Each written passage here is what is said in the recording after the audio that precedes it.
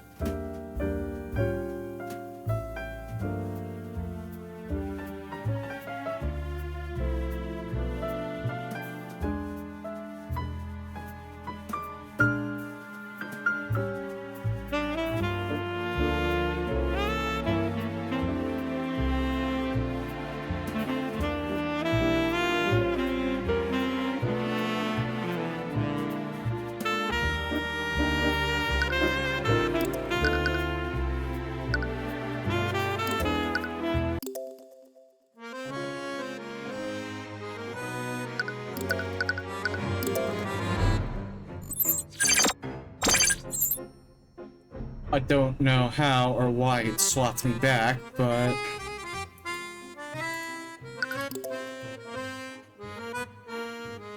okay, we can just proceed from there.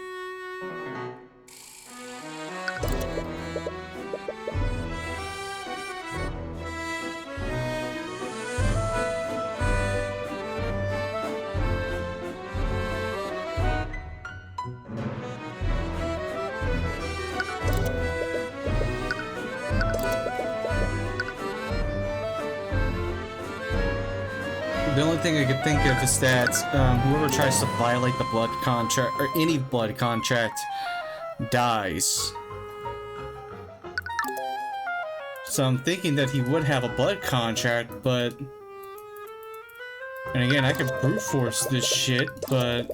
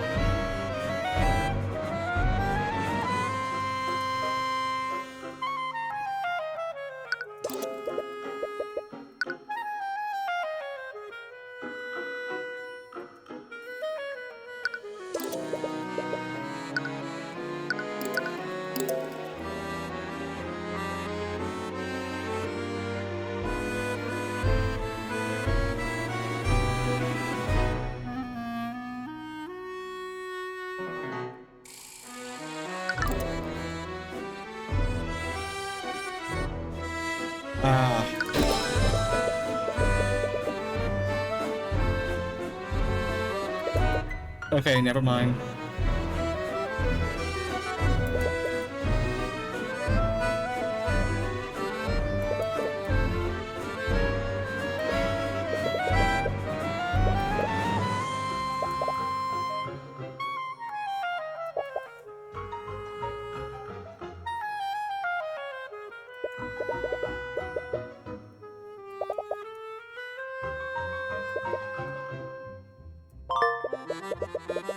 Astrid the Wyvern Guard has no blood contract with the Empress of Discord, obviously.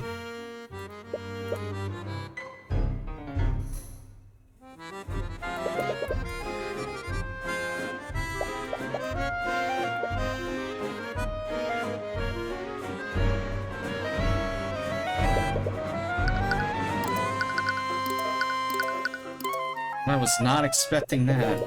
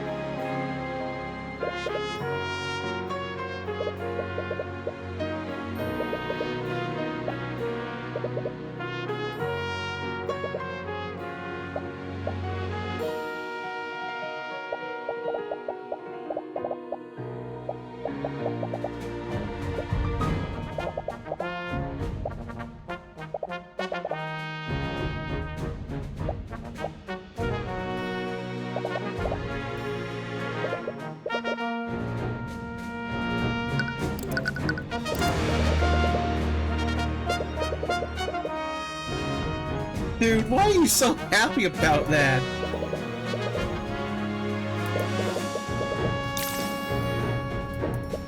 Come on.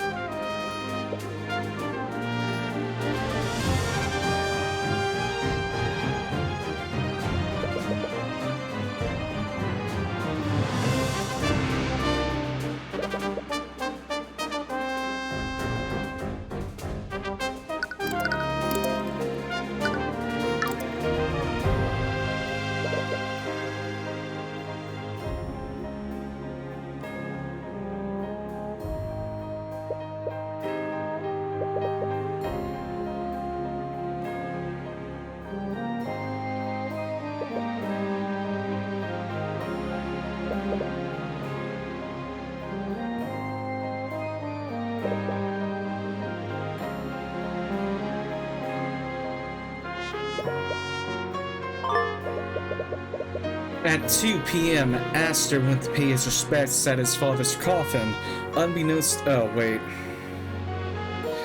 Yeah, however, there was a glyph of contingency that set to trap him inside a force cage. The trap triggered, and Aster was trapped in that magical cage for its duration. Aster attempted to break the force cage by casting a firebolt. This created fresh traces of evocation, which makes it impossible to tell when the glyph of contingency was placed. There were traces of illusion magic at the crime scene. This might imply that someone hid themselves from the guards as they set this trap.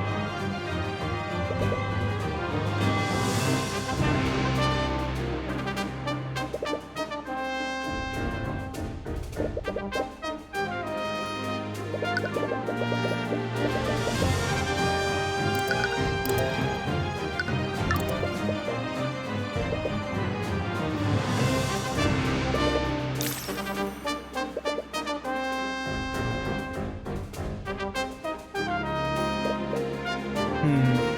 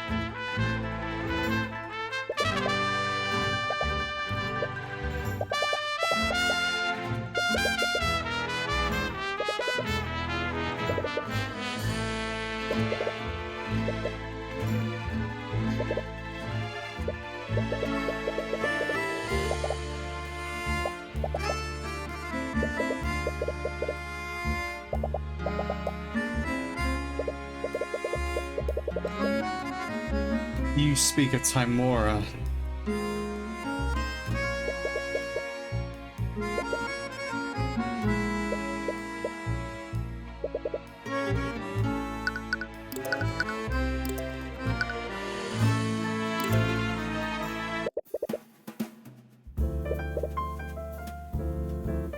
Kind of the main menu theme.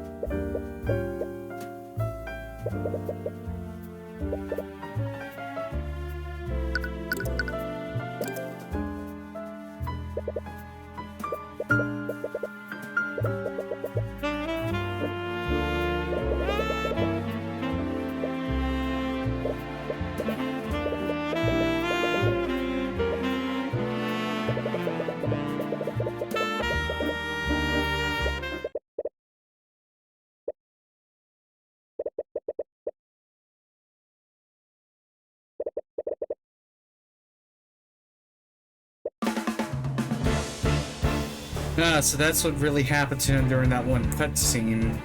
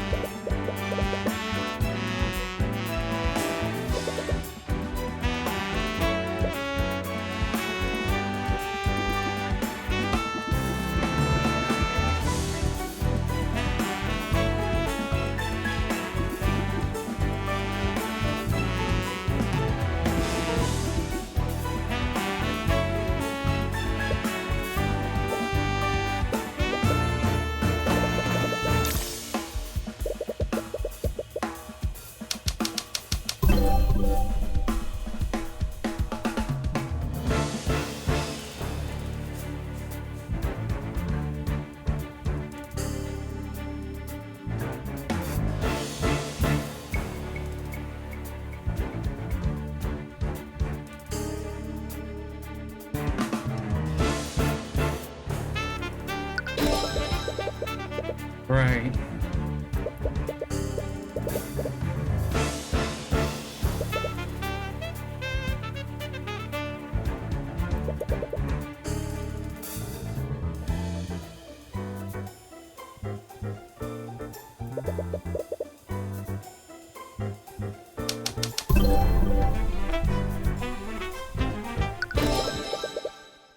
Hmm.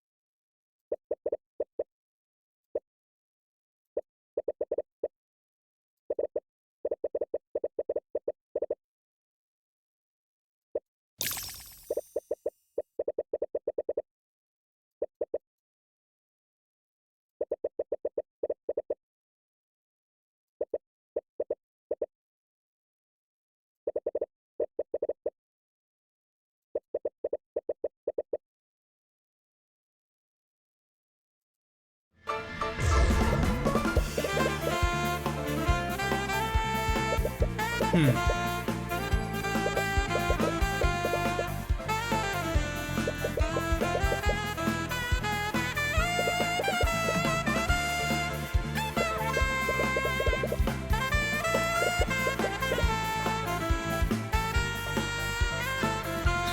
the occupation now changes.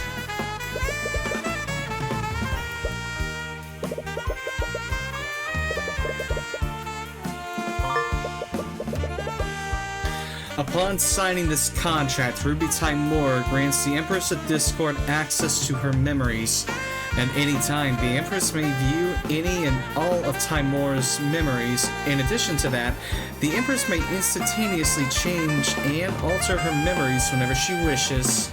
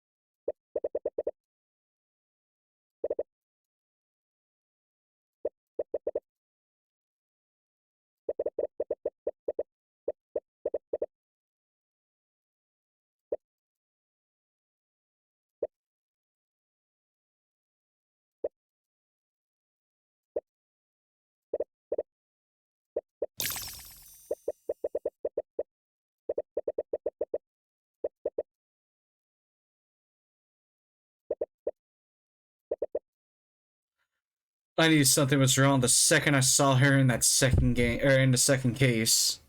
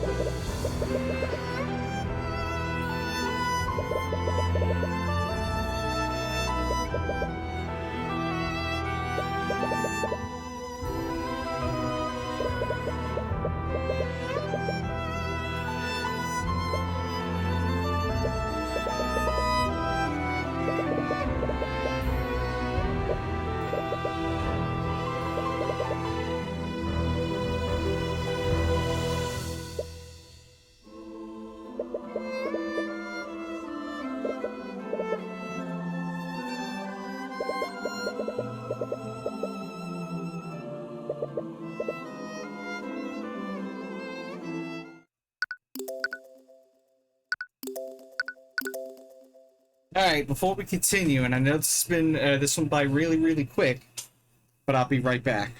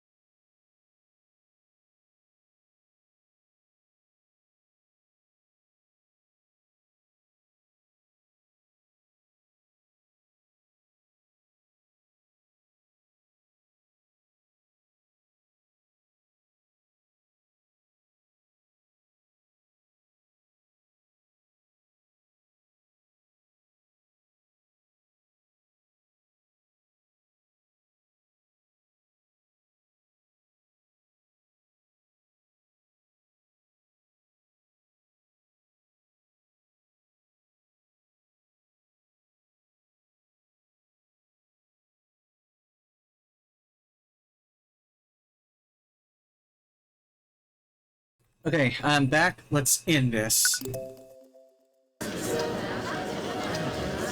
Oh, she's already here.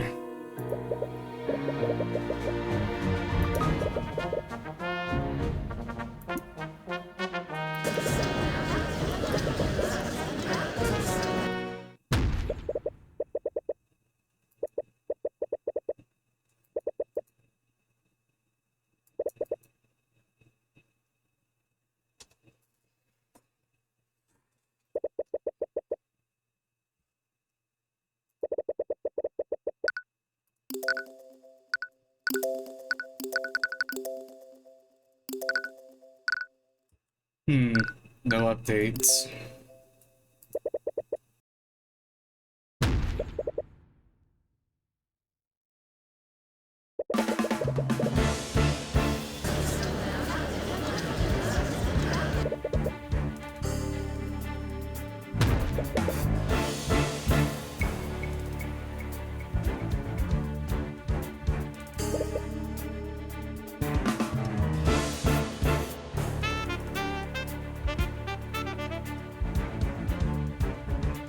Objection!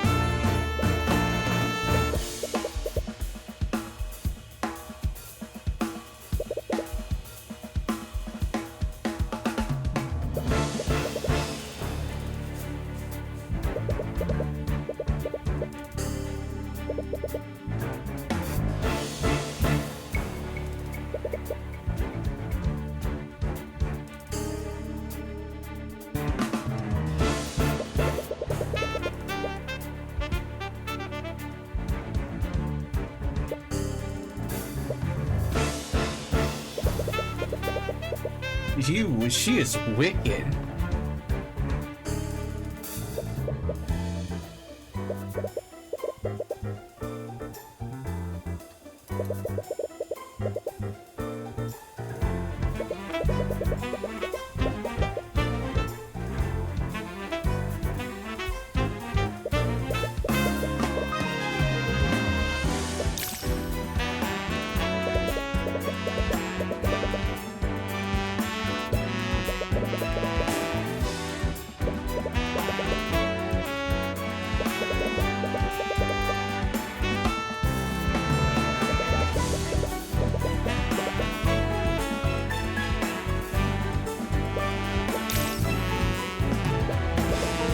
Dude.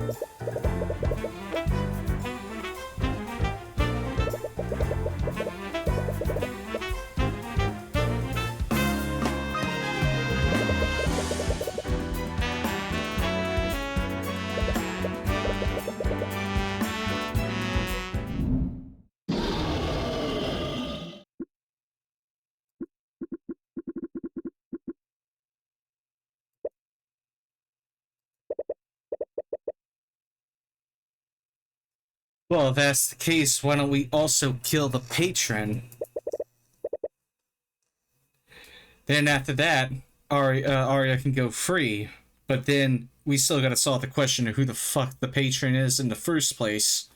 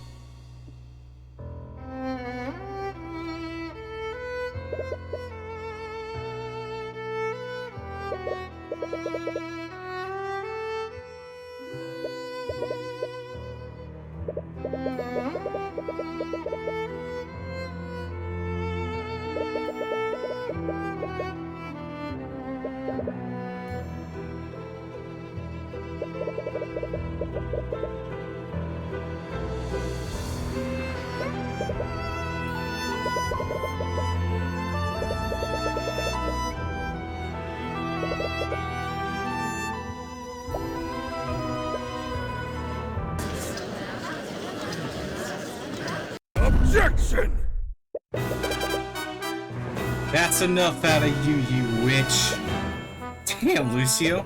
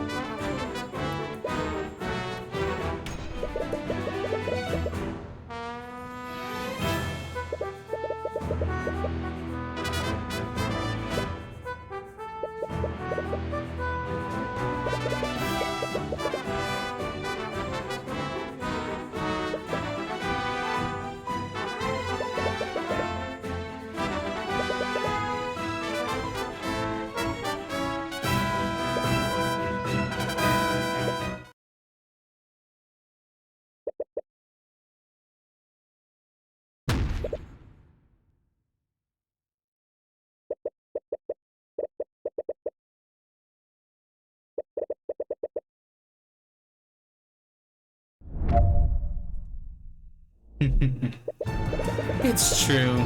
I was the one who masterminded this. I knew about the king's funeral at the Grand Cathedral, so I forced Beatrice Frege to allow me to accompany her. When I was there, I used my contracts with Beatrice Frege and Arya Steelwind to compel them to act against their will. And through the actions of Beatrice Frege and Arya Steelwind, I facilitated the deaths of Lloyd von Sanctus, Coraline Civil, and Garrett Pierce. The only motivation for my actions that day was to harm Tyrion Cuthbert's friends and make him suffer. And before you ask, aside from my thralls, I was acting alone that day. I didn't follow direct or indirect orders from anyone. Of course, I am a demon after all. Since I'm unable to lie, I thought it would be best to be as detailed as possible. That way, there's no room for doubt. Isn't that wonderful, Tyrion?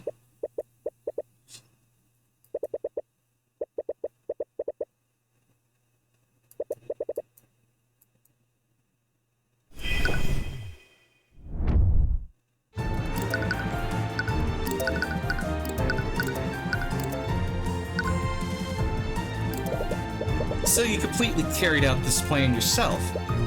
Well, I clearly had the help of Beatrice Frege and Arya Steelman, so I wasn't truly acting alone. You know what I meant. Yes, yes, I just can't help myself sometimes. To state things plainly, no human willingly helped me with my plan, or with my plan that day.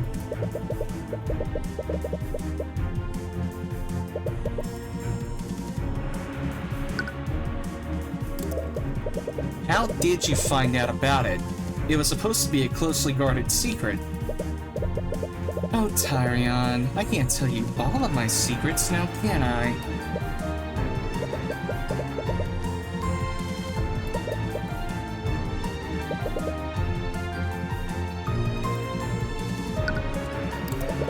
What a terrifying ability.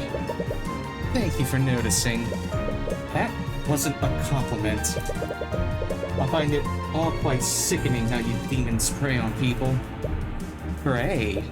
People know what they're signing up for when they sign a contract with a demon. You can hardly blame me for collecting what was freely offered. Please, we both know that Arya didn't knowingly or willingly sign that contract. Aren't you just assuming that? What? How do you know that she didn't knowingly sign a contract with me?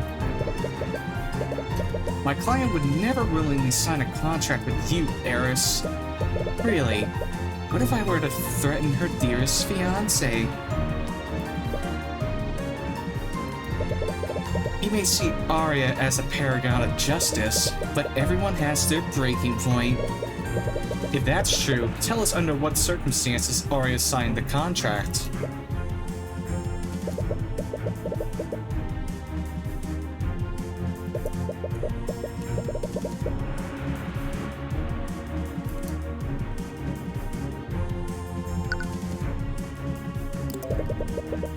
Why are you using their full names?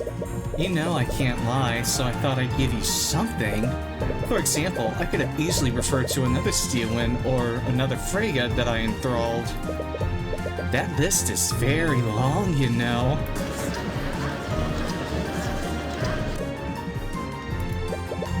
Ignore her, Lucio, she's trying to get under your skin. Anyways, aside from Piers, Von Sanctus, and Sybil were key members of the Wyvern nobility. What reason could you possibly have to kill the three of them? I didn't. What? I didn't have a reason to kill them. I just happened to facilitate their deaths. No, but... You specifically went after them. I did, but I didn't have any particular reason to do so. That doesn't make any sense. I suppose it doesn't. Anyways, would you like for me to add that to my testimony? What? It would help you, wouldn't it? Yeah, I suppose so.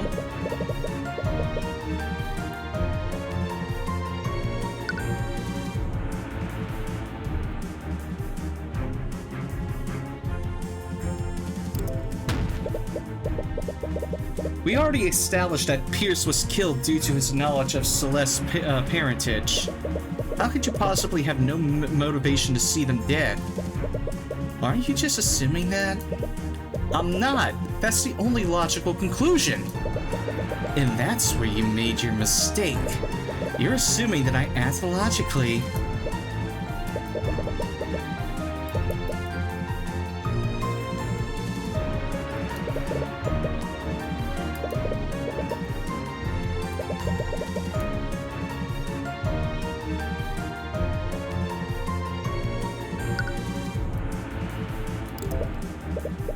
Is something wrong, Tyrion? I went to all this trouble to get your attention. The least you could do is appreciate it. Objection! Enough! Stay on subject, witness. I'm not complaining about this, but if you really wanted to make me suffer, why wouldn't you just go after the people closest to me? Oh, but what would be the fun in that? Killing people is such an easy task to accomplish, even a child can do it. There are much more effective ways to make someone suffer.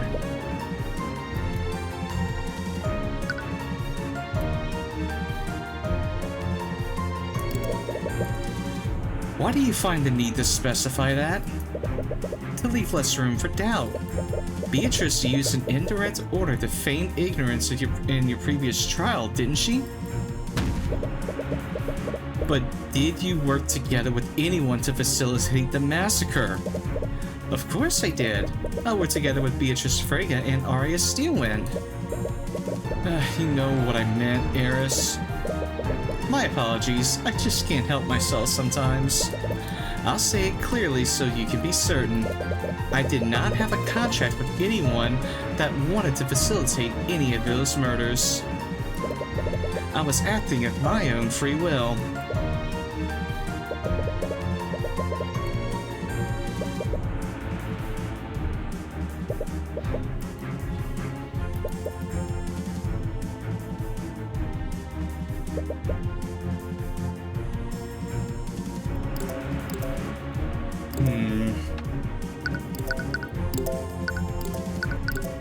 You know, considering that this is probably the final witness, I'm very curious to see what the, if there's going to be anything unique for getting some statements wrong.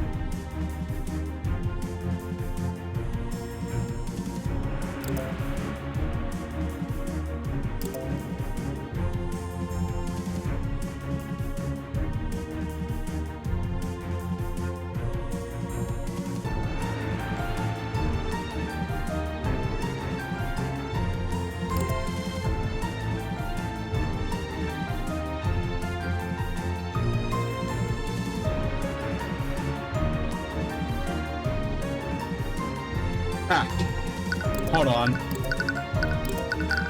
Objection!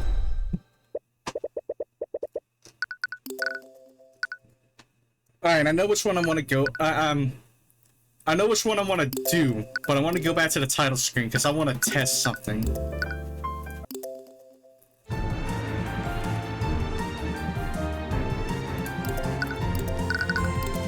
Objection! Stand by. Eris, it's clear that your testimony is contradictory. Sorry, but that wasn't the correct answer. Did you notice how the music didn't stop?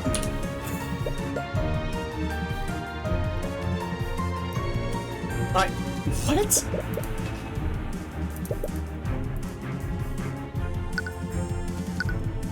Oh, I knew something was up. I knew it. I just fucking knew it. Hold on. I had to screenshot that one. That was fucking good.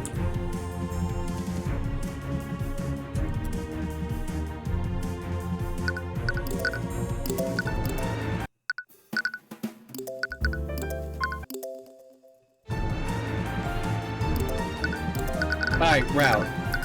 Here we go. Objection!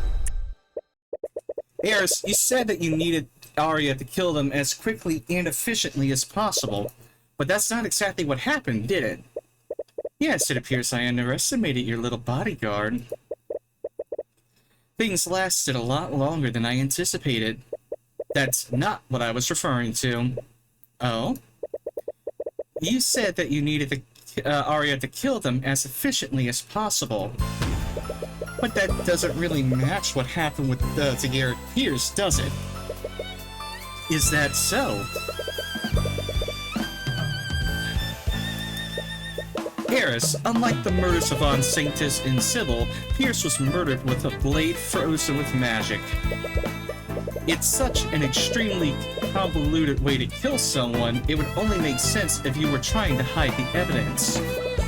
But that clearly wasn't your intent. I agree, so why would I do that? For the love of God, woman, can you stop speaking in riddles? I have no love for any god aside from myself.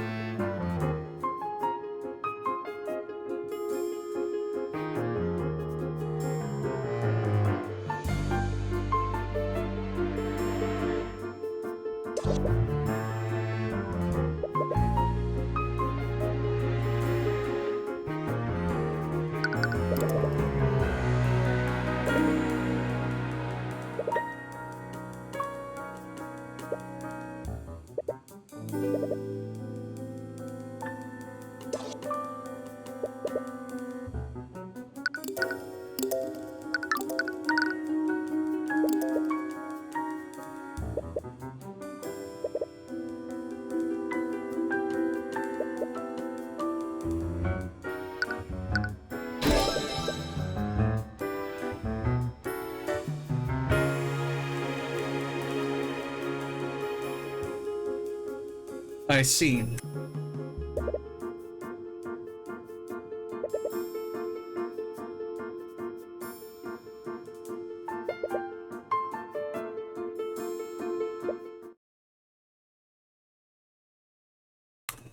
Eris, which of the people in this case were your victims?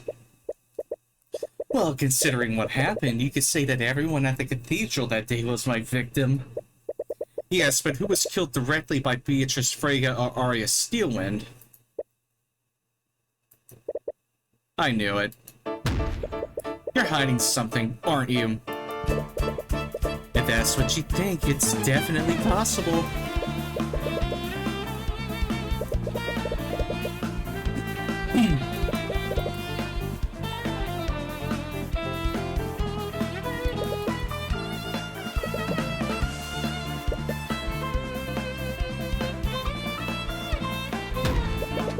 Just tell me, Eris, who killed Lloyd Von Sanctus? Arya Steelwind. And who killed Coraline Sybil? Arya Steelwind. And who killed Garrick Pierce? Why are you staying silent? Out with it, demon! Who killed Garrick Pierce? I refuse to answer.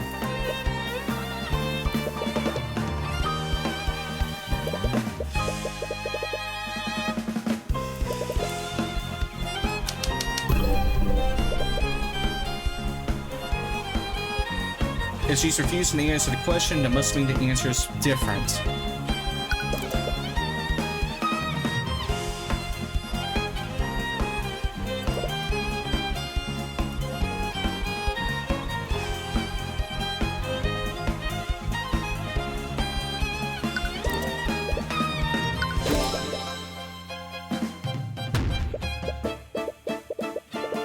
Eris, you're not the patron described in Arya's contract, are you? Who knows? I never confirmed or denied that. Are you serious? I grow sick of your games, demon.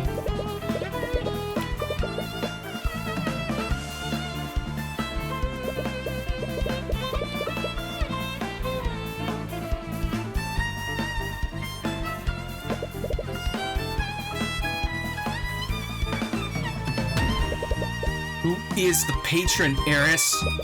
Who is responsible for all of this? You want me to find out the truth? So why are you staying silent? Because it'll be so much better when you discover it yourself. That means you already have the evidence you need to do so. You felt it, haven't you? Ever since the investigation started, you felt a nagging feeling in the back of your mind, haven't you? What? How did you...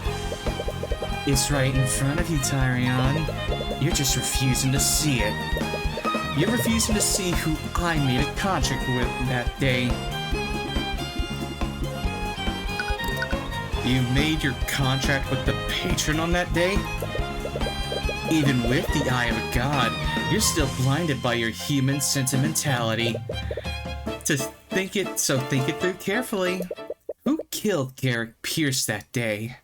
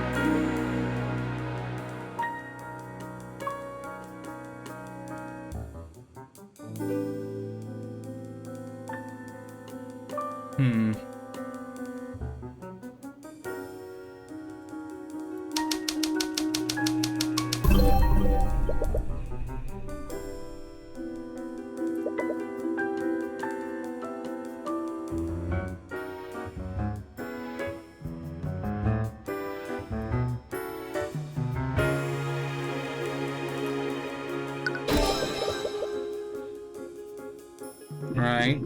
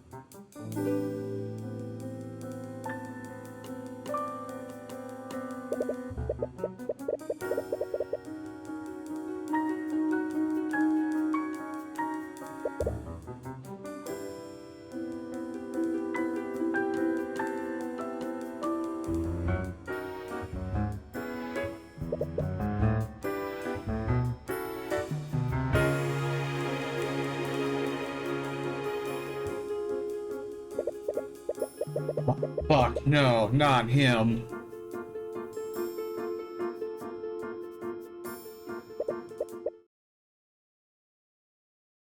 They must have had an emotional grudge against Garrett Pierce.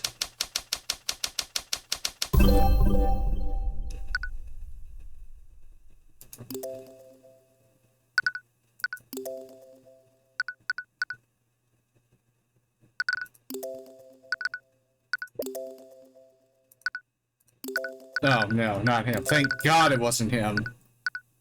Then in that case, deeply trusted.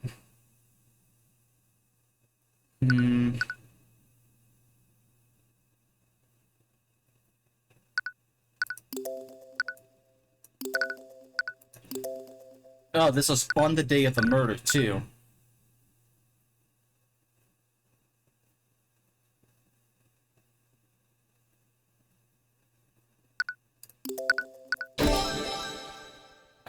I had a feeling.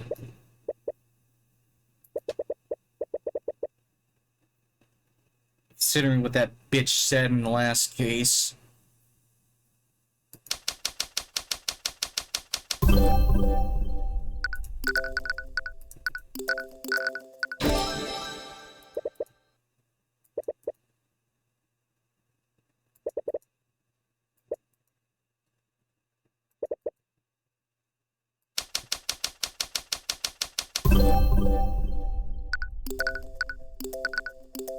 That fucking letter.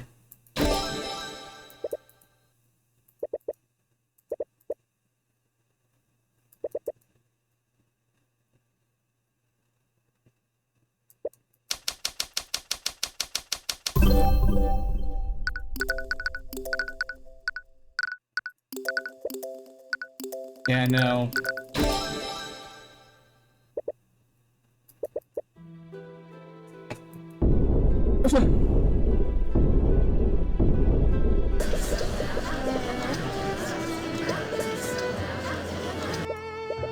What? What is it? Is everything okay, Mr. Cuthbert? Tyrion, are you?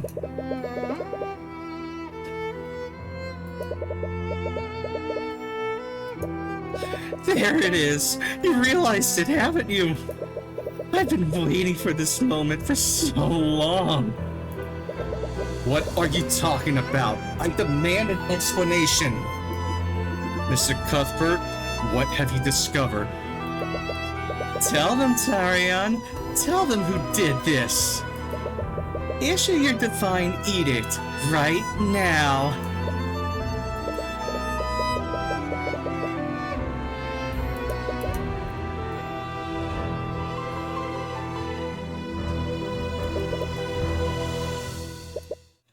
Eris Ilmater, Empress of Discord. Tyrion Cuthbert, attorney at the Arcane. By the Eye of Horus, I issue upon you a divine edict. Release thy guards and manifest your blood contract with... Say it. Say her name so that everyone can hear it. Release thy guards and manifest your blood contract with... Celeste McCoy. With the apparent death of Tyrion Cuthbert, the Empress of Discord shall revive him, contingent upon the eternal servitude of Celeste McCoy. Henceforth, Celeste McCoy's soul shall be eternally bound to the abyssal hells. As part of her servitude, Celeste McCoy shall engage in actions deemed necessary to secure the compliance and cooperation of Arya Steelwind in the Empress's endeavors. And lastly, it is stipulated that Celeste McCoy, of her own volition and agency, shall bring about the demise of Garrick Pierce by her own hand. Afterwards, Tyrion Cuthbert's consciousness will be restored.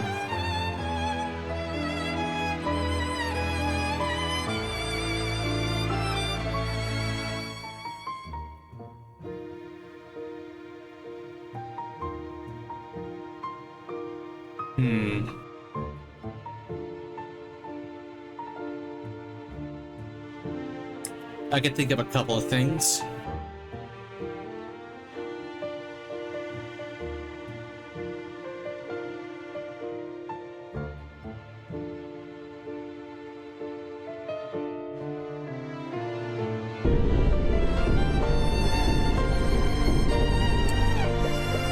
I died? What the hell is going on? Demon, what is the meaning of this? It's exactly what it looks like. The patron you've been looking for has been right in front of you the entire time.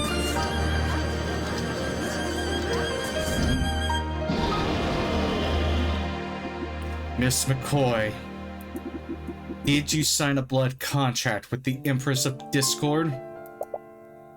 I did. It was the only thing that would save Tyrion. What? I never fought Arya. I fought Beatrice and Eris.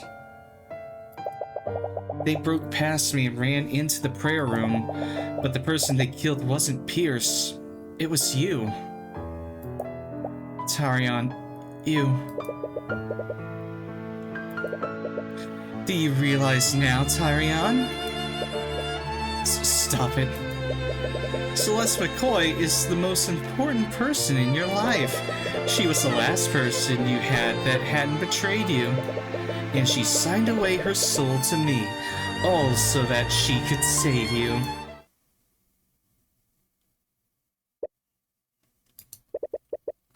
Why the somber look, Lucio? Weren't you going to execute the patron the moment you knew who they were? McCoy, does this mean what I think it means? Yes. I'm the one who tricked Arya into signing that blood contract. What? How could you? I was so stupid when I made that deal with her. I didn't expect her to... She used that contract to make you act against your will. So it wasn't just Miss Steelman and Miss Frege who were controlled that day. You realize it, don't you, Lucio? As long as the contract with the patron exists, your daughter will always be vulnerable to my influence. You can't kill me, so there's only one solution to free your daughter. I must execute Celeste McCoy. What? Understand one thing, Mr. Cuthbert. After what you've done for my daughter, I have nothing but the utmost respect for you. But I will do whatever is necessary to protect her.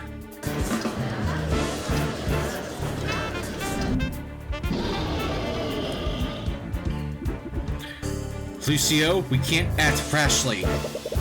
I'll let you all in on a little demonic secret. It doesn't matter if you confuse her within a prison, it doesn't matter if you confine her within a prison. The patron will always be able to take control of Arya, no matter where she is. But if you kill her, Arya will finally be free from my control. Do it. What? What are you saying? I should have done this from the beginning. When I realized what happened, I should have just come forward and admitted to what I did. But I kept holding on to the hope that it was all some kind of trick. I prayed and prayed for the patron to be someone else. Tyrion, I was hoping you'd find something that would prove that all of this wasn't my fault.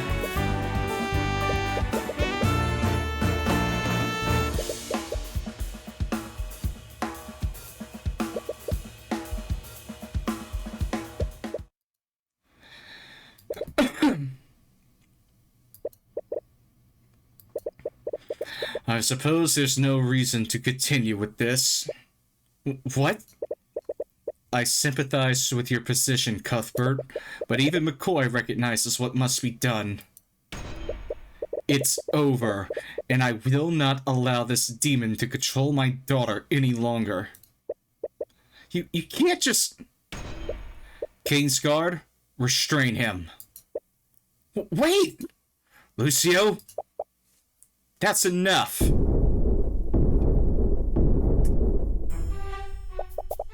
What kind of court is this?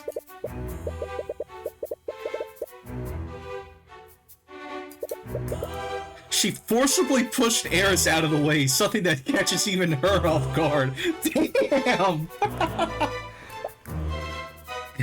Arya! I'm so sorry. Celeste, you were innocent until you were proven guilty. I won't let anyone pass judgment on you until that is unequivocally proven. But Arya, I did this. Arya, what are you doing? How dare you, Father? What? How would you possibly think that you have the right to decide who lives and who dies? If you were actually a prosecutor, I would file for your immediate disbarment. And you, Mr. Cuthbert, how can you just stand there? Me? You're Celeste's attorney. Isn't it your job to defend her until her last breath? I didn't see the truth because I didn't want to believe it. I almost let it slip away because of my own personal feelings. I almost put you at risk. As much as it pains me to do so, I need to approach this objectively. Tyrion? To hell with that! What? Justice may be blind, but it is not heartless. I see it in her eyes whenever she's with you, Tyrion. You mean the world to her. She co-signed her very soul to hell to protect you. If you abandon her when she needs you the most, I will never forgive you.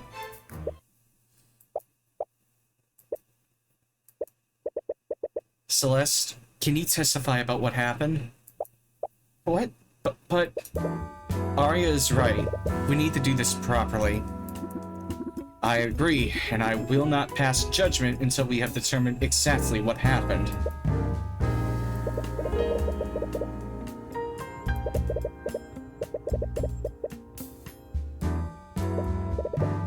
Fine. Do as you wish. But the moment we are certain of the truth, I will do what is necessary. Very well. Miss McCoy, please take the stand.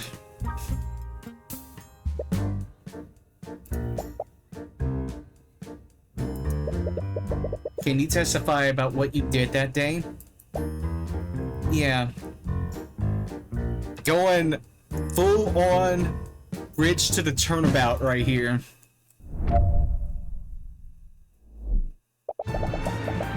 The truth is that Eris rewrote your memories, Tyrion. You were actually knocked out at 1:45 p.m. We went to the prayer room a lot earlier for our meeting, and that commotion we heard was actually Beatrice and Eris attacking the guards at 1:40 p.m. They tricked me and slipped into the prayer room. After that, Beatrice killed you. I didn't know what to do. That's when Eris told me she would resurrect you in exchange for killing Pierce. I know I shouldn't have done it, but I just wanted you back. I didn't care about what happened to me. I didn't realize that she used my eternal servitude to take control of my body.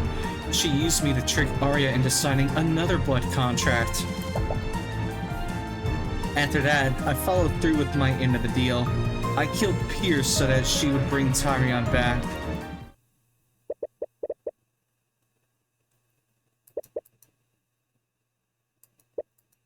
Well, on with it then.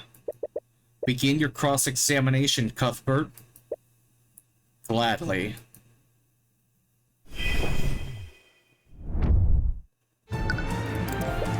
She rewrote my memories? I didn't realize it until after you woke up and gave your statement to the Inquisition. She must have changed your memories when she resurrected you. Eris has the power to take control of people against their will, and she clearly has the power to bring people back from the dead. But if that's true, you can't even trust your own memories.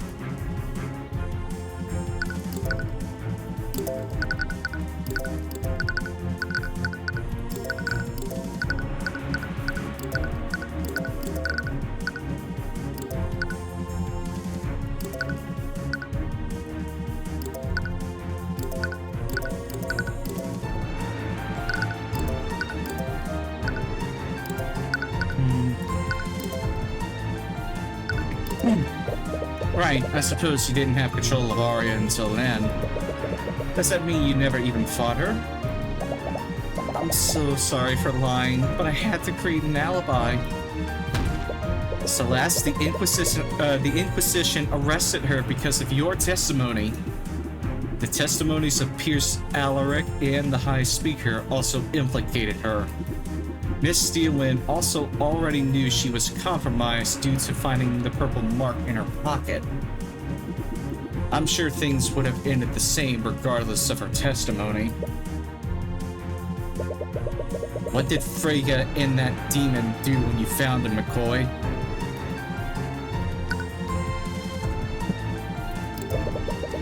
How did they trick you so easily? When I went to see what was going on, I only saw Eris and Beatrice standing over the guards' bodies. They acted like someone else had killed them. Then they lied to me and said they wanted to go into the prayer room for protection. That's when Beatrice, How did Beatrice kill me? She hit you with some kind of necromancy spell, but it didn't visibly wound you. When I checked your body, it was already cold. Your heart was stopped. I think she used necrotic blight. So that's why he said that I had traces of necromancy on me. What did you do after I died?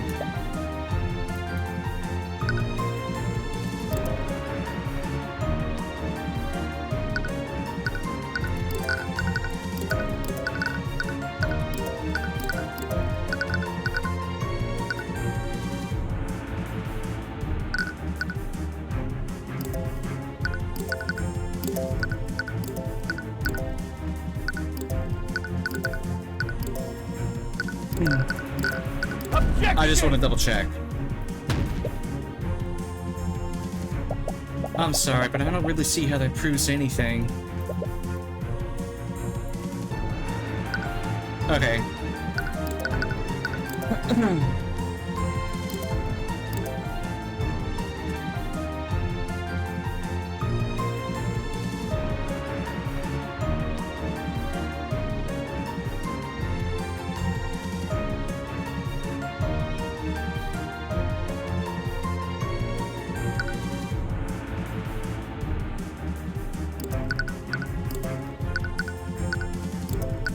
Objection! Nope.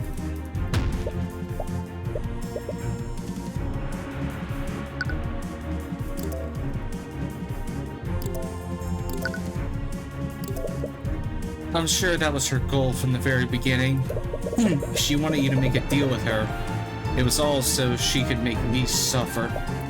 Tyrion, I'm so... Stop. Just don't.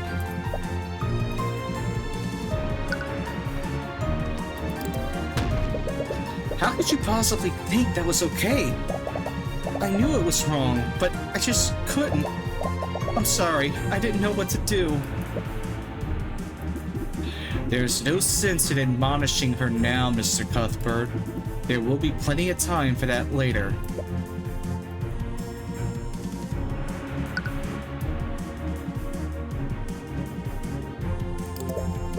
Right, that part was written in a slightly misleading way. She must have thought that the Empress would whisk her away to serve her in hell. But instead, she took control of her immediately after. You should have known better than to trust a demon. Anyways, how did you trick Arya into signing that blood contract? Yeah, I didn't have full control of my actions, but I remember what happened. She probably wanted me to watch what she was using me to do.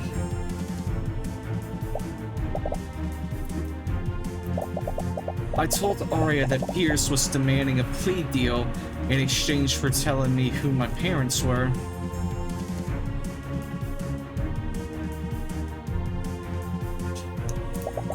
Eris made Beatrice put an illusion over the contract to make it look like a request for an appeal.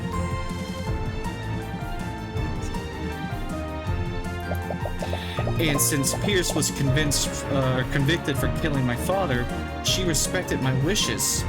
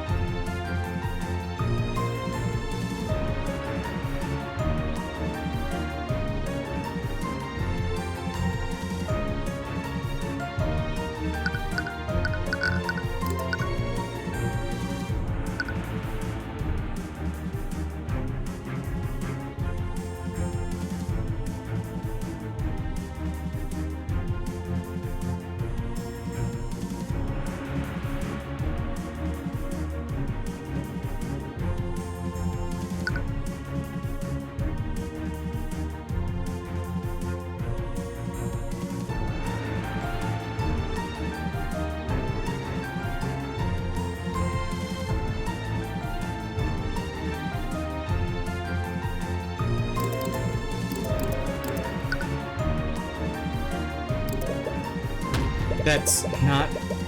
How could you think I'd ever want that, Celeste? I knew you wouldn't want this, but it just wasn't fair. Why should a person like him get to live instead of you? It was an easy choice. That goes against everything I stand for. I know, and I don't care if you hate me after this. But even now, I would still make that same choice. I don't hate... Perhaps we should stay focused on what happened for now.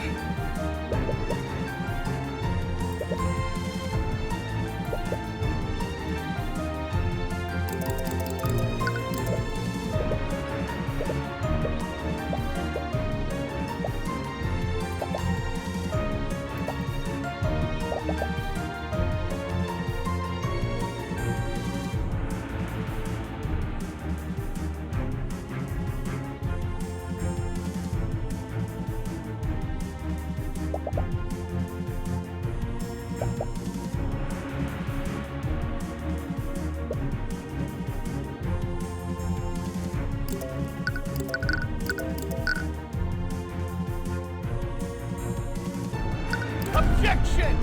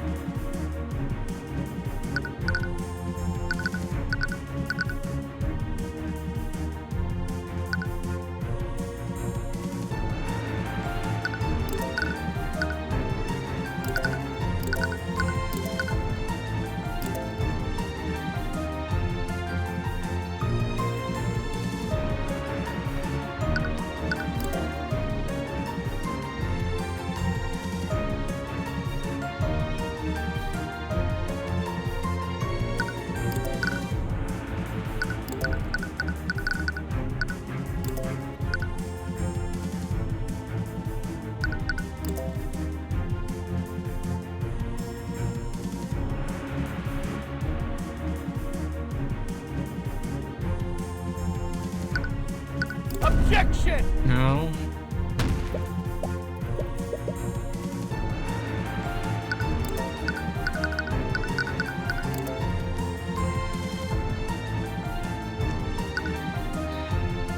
To trick Arya into signing another blood contract, which...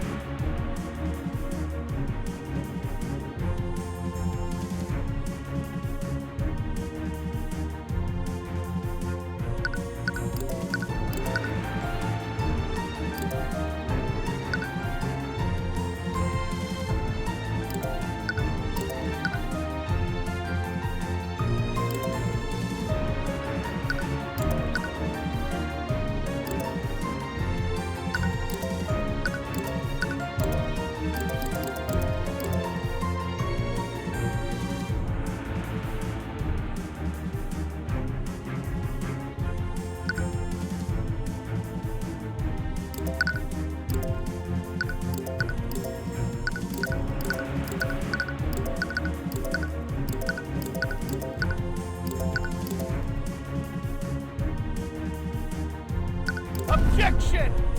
No.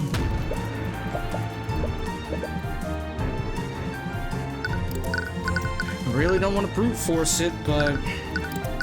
something has to be off about Statement 6, then.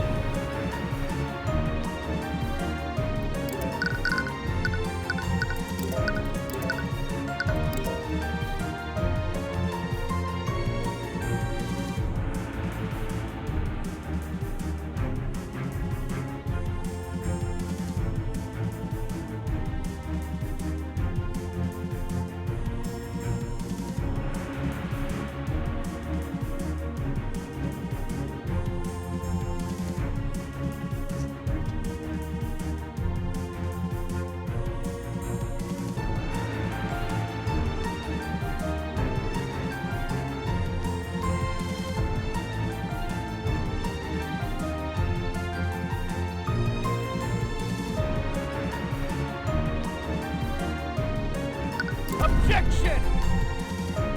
I know something's off because I actually fucking died.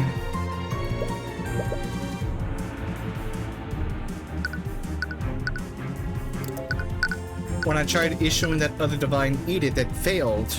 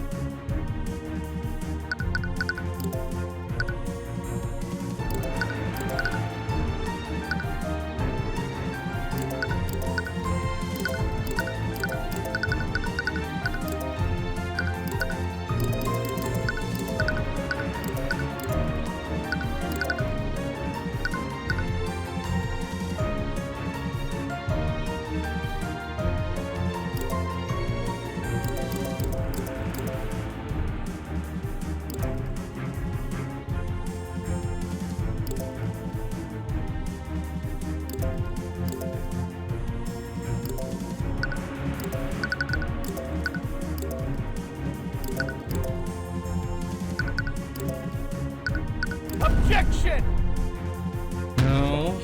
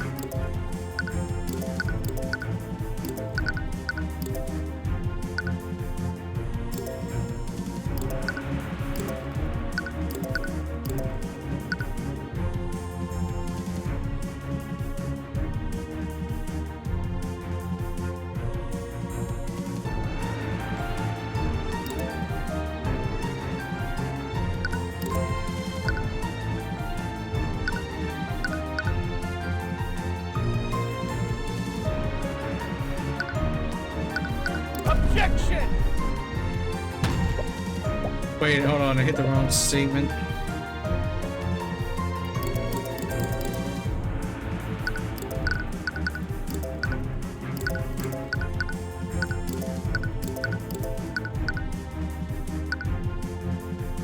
Objection! Nope, still nothing.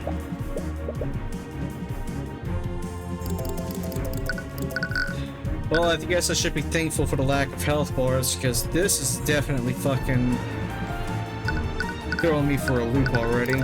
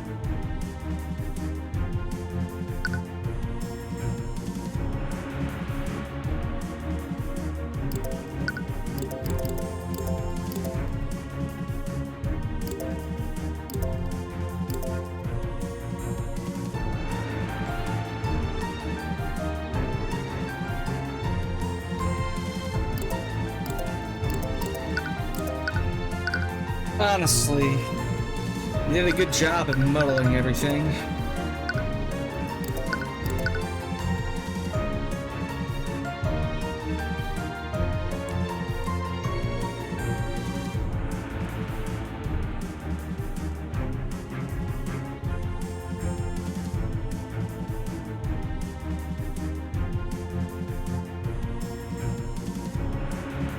Which fucking piece was it?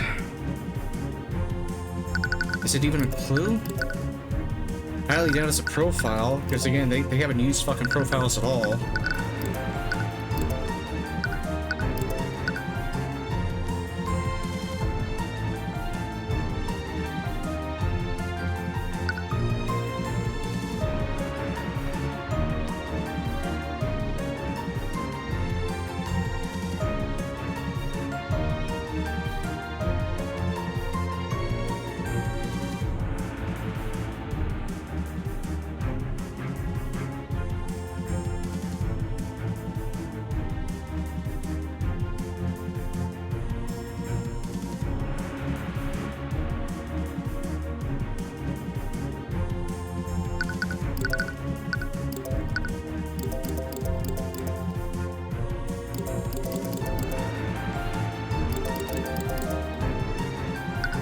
No, but I still have the fucking testimony.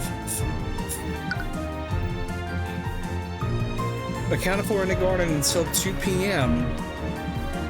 And somehow I was knocked out earlier? Yeah, no, that ain't right. Objection!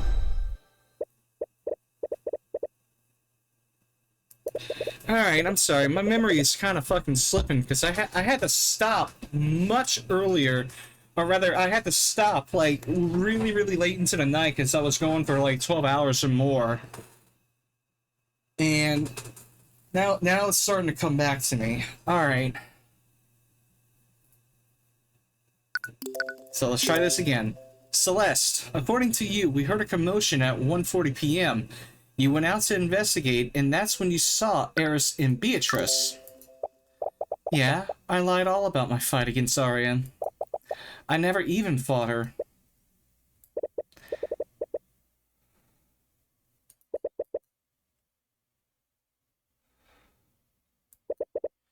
The thing is, Celeste, something about your timeline doesn't match the evidence.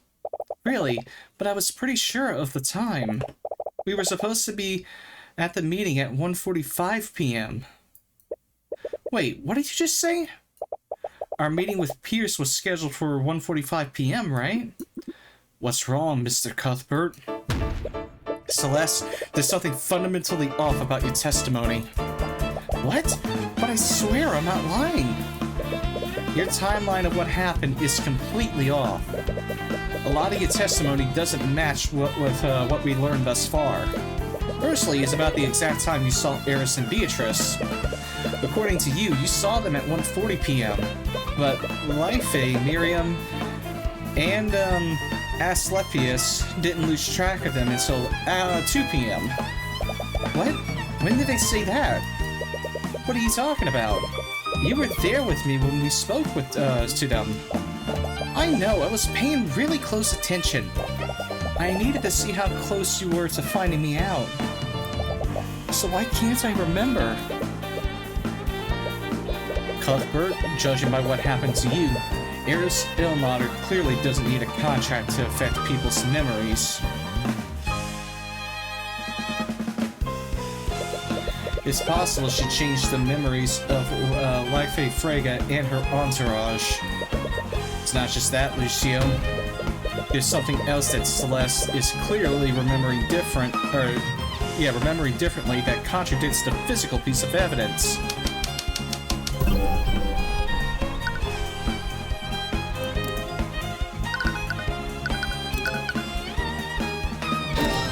Celeste, this letter from Garrick Pierce told us to meet him in the prayer room at 2 p.m. What?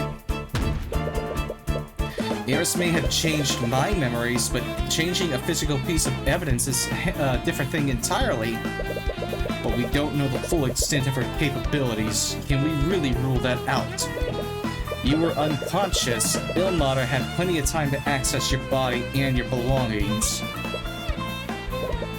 At this point, anything is possible, and Eris is far too unpredictable to say for sure. But if Lucio is right, Eris could have gone around doing whatever she wanted. She could have wiped the memories of every witness who saw the crimes, and she could have manipulated the crime scene however she wished. But if she had done so, there would have been logical inconsistencies.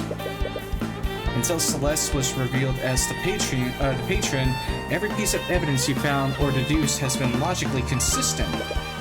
The contradictions in what Celeste is saying could be explained by Eris changing several elements of the crime.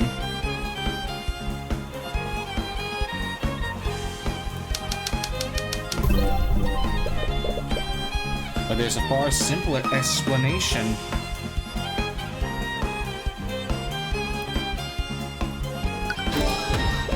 Celeste, Eris currently has your eternal servitude. If she can manipulate my memories, what's to say that she's not manipulating your memories right now? I guess that's possible. But why would she even bother doing that? She wouldn't need to do that unless she still had something to hide. Are you serious? What more is there for her to hide? Whatever it is important enough to make drastic changes to Celeste's memories. Wait, if that's true, that means Celeste's true memories will tell us exactly what we need to know. But even if you're right, I can't remember what really happened. She has full control of my mind. That doesn't matter. It's just like every cross-examination we've ever done. If you keep testifying, she'll keep changing your testimonies to tell more lies. If we keep pointing them out, we'll eventually arrive at the truth. Celeste? She and herself. It's really obnoxious how resilient you are. What? Why can't you all just give up already? Eris, is that you? What are you? Unfortunately, your little interrogation ends here. Kingscar, what are you doing? Destroy Ilmater's body! Too late, Lucio. I win. Celeste? Damn it! Eris, what did you do to her? I put her to sleep, just as I did with Beatrice. You. Why would you do such a thing, Ilmater? What do you mean? I did it for the same reason I do anything. What would make Tyrion suffer more than putting his love in an eternal sleep? If you wanted that, you would have just done that from the beginning. You're hiding something. I know it. Damn it. We can't extract any information from her like this. The only person who can tell us what we need to know is Celeste. Well, good luck getting anything out of her like this.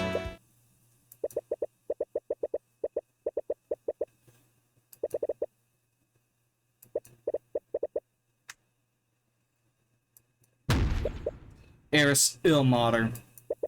What is it? What would happen if I nullified Celeste's blood contract? Assuming there's anything to even dispute, everything granted by the contract would be reversed. And I don't think you fully understand what that means. Lucio? What is it? Your men know where Ruby Timora's law office is, right? They do? Where are you going with this? You'll need an attorney to cross-examine Celeste's testimony. She owes me, and she'll be able to finish this on my behalf. Wait. And tell her, I'm sorry I couldn't keep my promise. You're not serious, are you? I am one of the eldest evils that ever lived. I would never create a faulty contract. Eris Ilmater, Empress of Discord? Wait, you know I can't speak lies, correct? By the Eye of Horus, I demand the opportunity to dispute Celeste McCoy's blood contract. I'll state it plainly then. There will be no room for doubt. It sounds like this is going to be the final argument, but I have to go use the restroom. I'll be right back.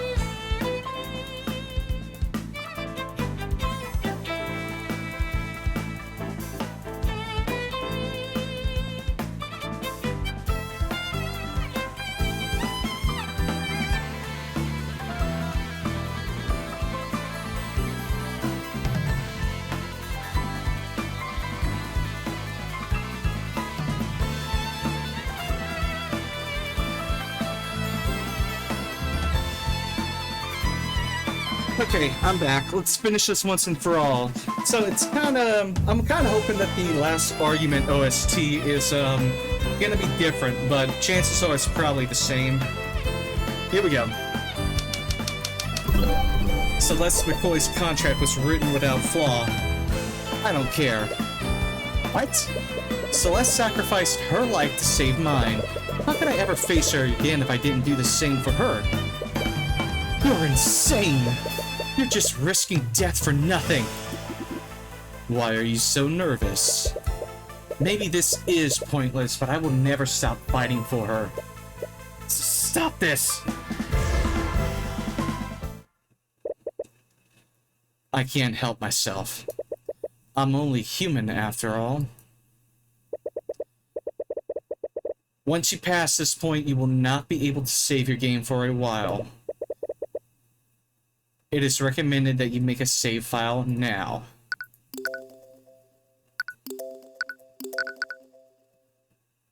Court of Asathoth. Court of Asathoth. Here we go. I've killed people. They were usually criminals or bandits. But it still frightened me how unaffected I was by their deaths. It always came so easily to me. I was good at it, a little too good.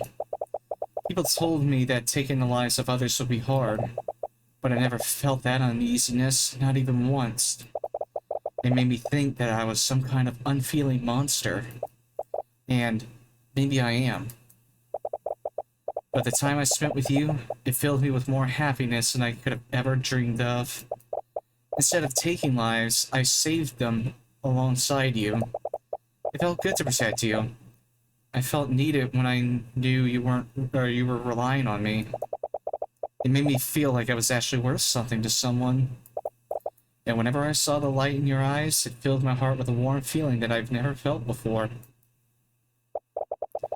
But it was too good to be true, wasn't it? In the end, I failed you. I couldn't protect you, just like I couldn't protect my father. I don't understand. What did you ever see in someone like me?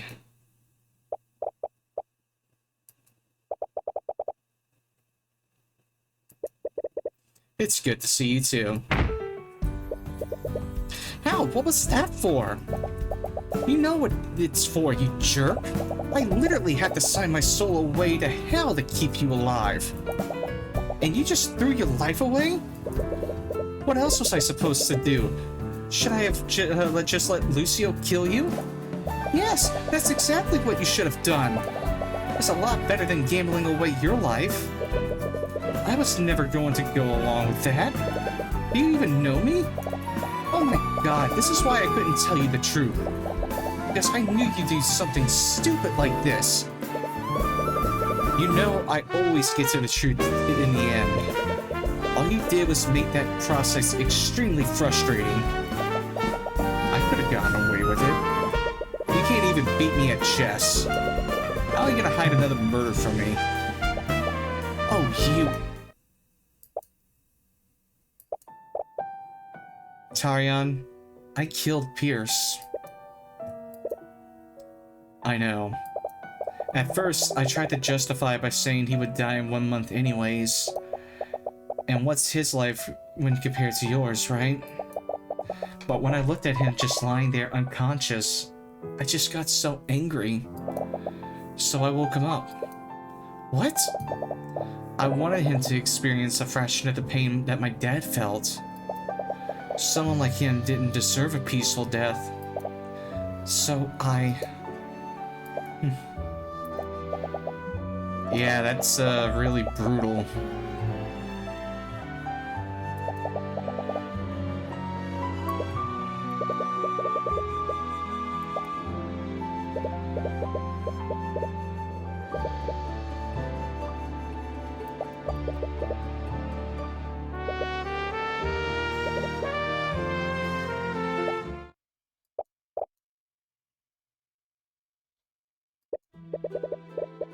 Well, I'm not one to celebrate a victory prematurely.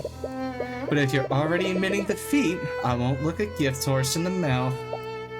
Eris, I can't believe you brought me here. I will never hear the end of this from my father. Where are we? The courtroom of the gods, the place where truth and reality are determined. The court of Azathoth. I'll give you one last chance, Tyrion. You made a rash decision, but I can still send you back. Even now, she's still trying to dissuade you. Why is she so intent on making you give up? You're nervous, aren't you? Is that so? There's a reason why you didn't want me to bring you here. And I'm going to find out what. Your persistence was a little endearing at first, but now, it's honestly really annoying. I suppose we'll have to do this the hard way then. Don't say I didn't warn you.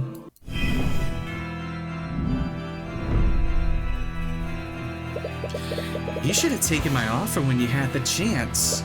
The only way to nullify my contract is to unequivocally prove that its conditions weren't fulfilled. So says the word of Asmodeus. Asmodeus? By his word, demons are incapable of speaking lies. You're out of your element, Tyrion. This is my domain.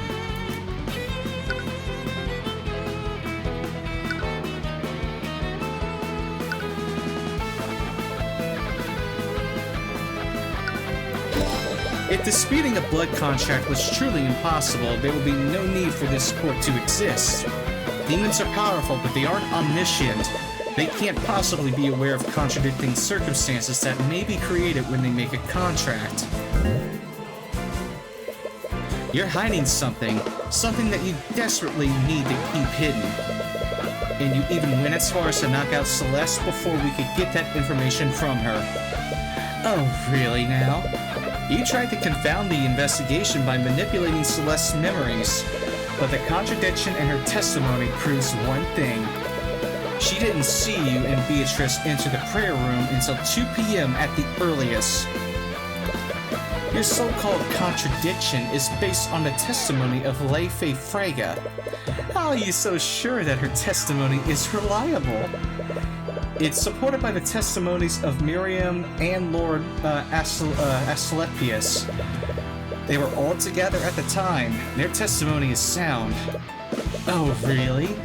It looks like you've made a contradiction. What? And that illusion makes your testimonies unreliable. So says the word of Asmodeus. What? An illusion? What kind of illusion?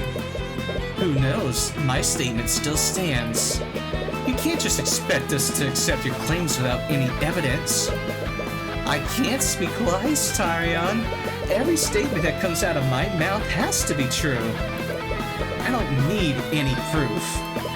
In this court, the only thing that matters is what is true and what is false. And the word of Asmodeus says that LaFay's testimony is unreliable. Damn it.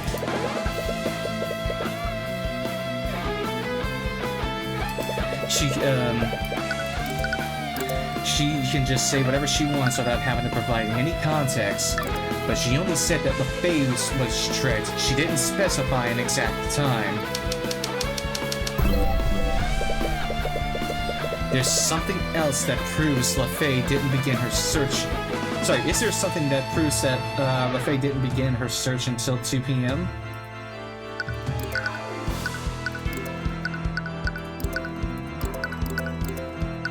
It had to have been a clue.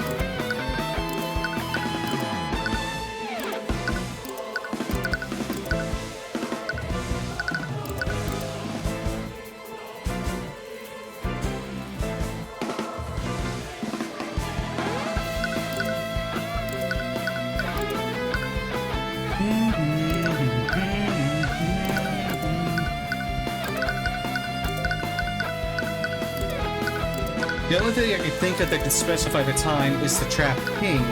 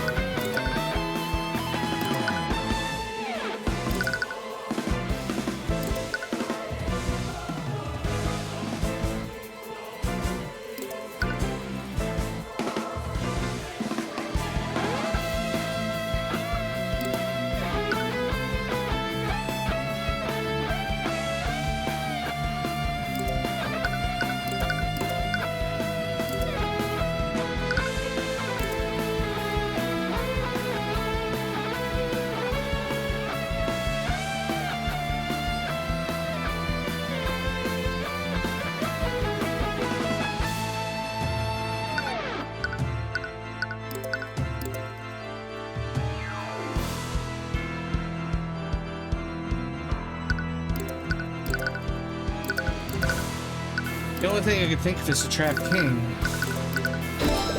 Regardless of when it happened, Lightfang and her party went to search for Beatrice after you two went missing. Do you confirm or deny that? I won't deny it. Perfect. Whoever set that trap, they used it to, they set it to trigger whenever Aster approached his father's body, and it didn't trigger until 2 p.m. LaFay and her party were about to search for Beatrice when the Kingsguard informed them of what happened. And mind you, the Kingsguard did this immediately after the trap was sprung. Since Leifei was about to begin her search when this happened, Beatrice couldn't have gone missing until that time. And once again, you're predicting that on Aster's testimony.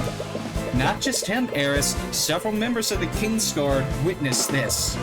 True, and that's why I'll respond with this. So says the word of Asmodeus, an activated force cage did not trap Aster de Weibengard during or after 1:15 p.m. But how? That testimony came from multiple people. Are you saying that the trap was sprung earlier than that? Don't you remember, Tyrion? I can't manipulate the memories of people who have a blood contract with me. But I'll give you a little clue. The Empress of Discord made contracts with multiple knights of the Kingsguard. So says the word of Asmodeus. What? I tampered with their memories. You can't trust their accounts of what happened. How many people did you make contracts with? Little Lady Steelwind has been investigating my work for the last few months, but I've had my talents in Weibengard for far longer than that. I've been preparing for this for quite some time. But even the Kingsguard, no one is safe from temptation. Everyone has a price. Your little girlfriend should know that better than anyone. Still, there has to be something. I still have more evidence. Oh, really? Whose testimony will you be relying on this time?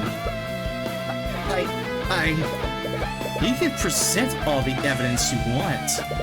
Most of what you have is based on eyewitness accounts. Even so, you can't possibly have made a contract with everyone here, with everyone there. Let's check that again, shall we? So says the word of... It's possible that I have a blood contract with everyone present during the massacre. So says the word of Asmodeus. Are you kidding me? But you only said it's possible.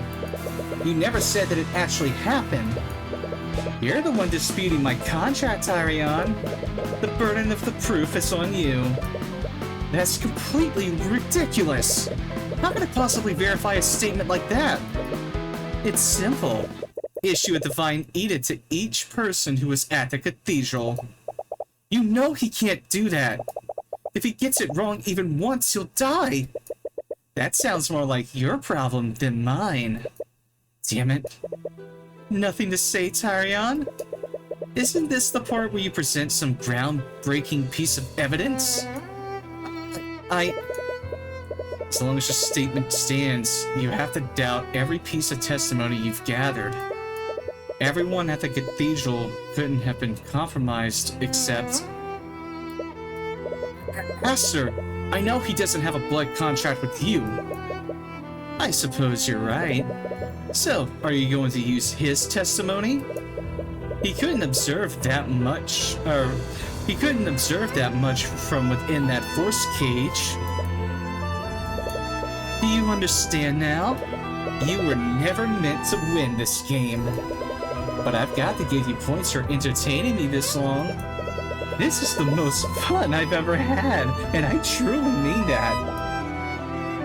Tyrion, come on, there has to be something you can use. But all the clues you've gathered could potentially be lies created by her. They're useless against her. Tyrion, you have to say something.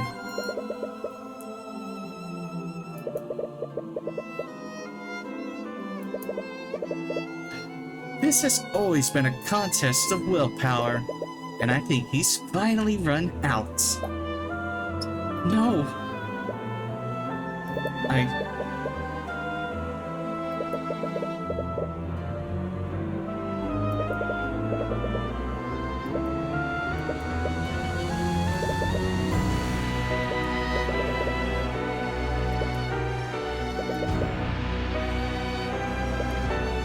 No. You knew this was a long shot, but you still held out hope. You just wanted to protect Celeste, and you really thought you could do this. But Eris is a being who wraps herself in layers upon layers of lies. She has the power to make you doubt everything. The witness testimonies, even your hard evidence, could be a fabrication. How could you possibly argue against someone like that? It's not fair. Yep, here we go.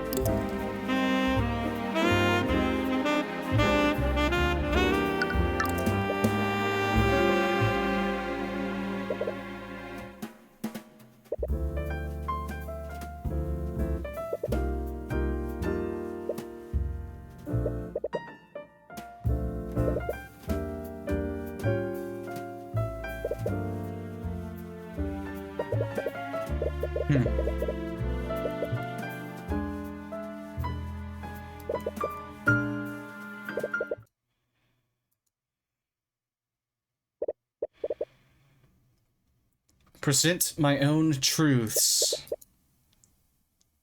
Eris's case hinges on when Beatrice disappeared, and she changed Celeste's memories to make her think everything happened earlier, which can only mean Beatrice Frege did not go missing before 2 p.m. What was that? I said...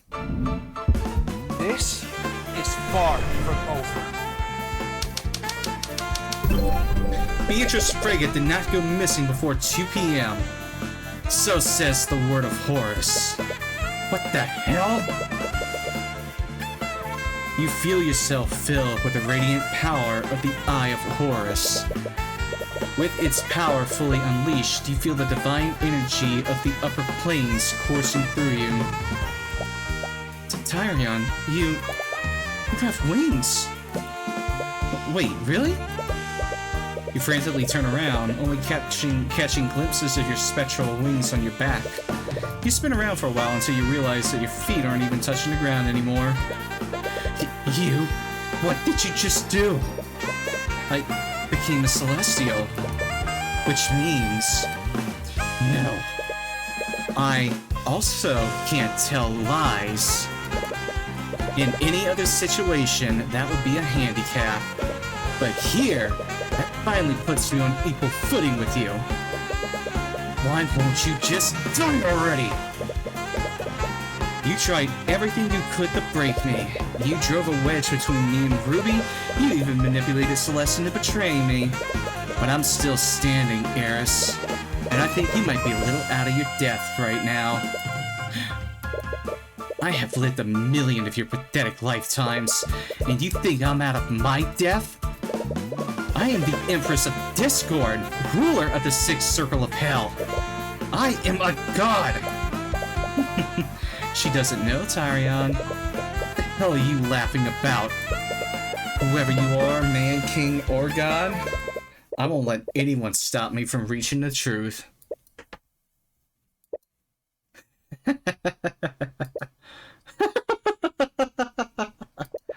Since you so graciously bared your soul to me, I guess I should do the same.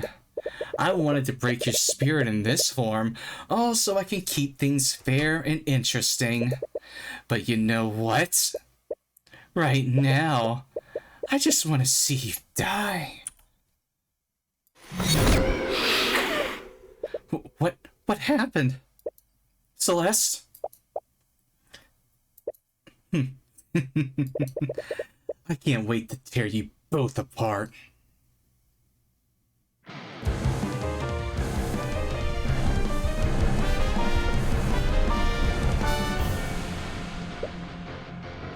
What? What is that thing? Did you two honestly think my true form was that of a teenage girl? No, I am an ancient one. I am older than time itself. It feels liberating to break free from that weak mortal shell.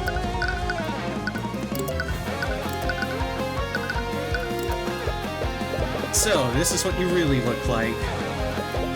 I knew there was going to be a unique theme for this. It doesn't matter. Whatever you are, I'm taking Celeste's soul back. Kick her ass, Tyrion. I'm going to carve out your souls and mount them in the fields of Malbolge. Fate challenged. You'll need to be careful. You're bound by the same rules as her now. You can't tell lies in this form, even accidentally. Why don't we pick up where we left off? I've established that Beatrice didn't go missing until 2 p.m. I wonder, why would you go to such trouble to make me doubt that?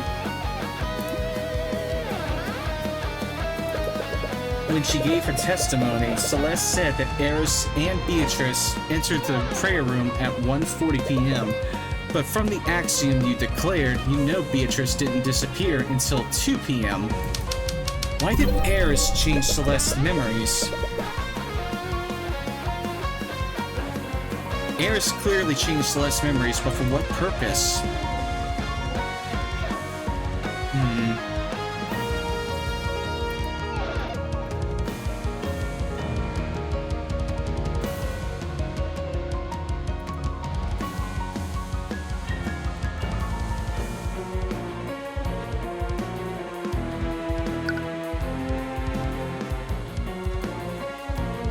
I'm thinking that she did need Celeste to believe that the events occurred earlier, which, I mean, yeah, that kind of,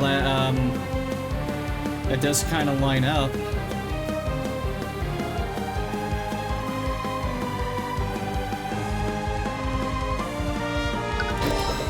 I believe you needed Celeste to think that the events happened much earlier. Staying quiet? That won't work this time. So says the word of Horus. Nothing to say? You can't stay quiet forever. I didn't need her to think that specifically. I simply wanted to confound your ability to deduce what actually happened. And is that not what happened? That may be, but I think you had a specific reason to move her timeline back.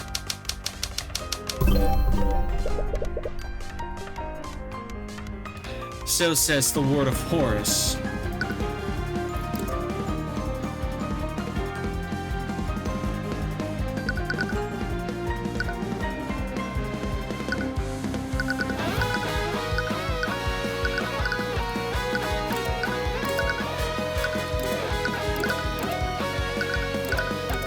Right. Especially if there needed to happen some time for Von Sanctus's death. Because again, especially if it happened in around 2. Alright.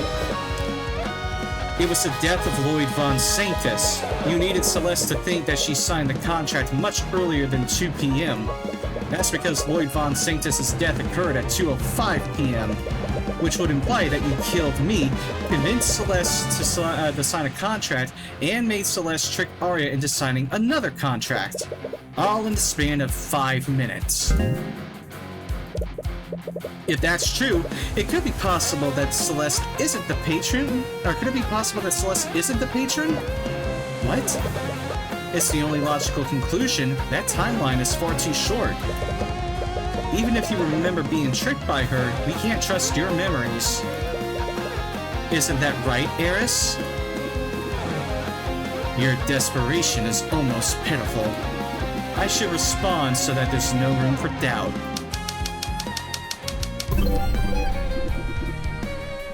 So says the word of Asmodeus. I knew it. Is something wrong? I know the truth is hard to accept sometimes, but Celeste did betray Arya's trust. She always speaks in technicality, so you can't take that claim at face value. But this could also be a trick. You could declare outright that Celeste is not the patron, but if you're wrong about that, you'll most definitely die. You need to be certain before you decide to declare it. Okay, let's assume that Celeste isn't the patron. If Celeste isn't the patron, the contract would have already been signed. And you've already concluded that the blood contract was disguised as a normal legal document. You recall something happening, but it's still muddled.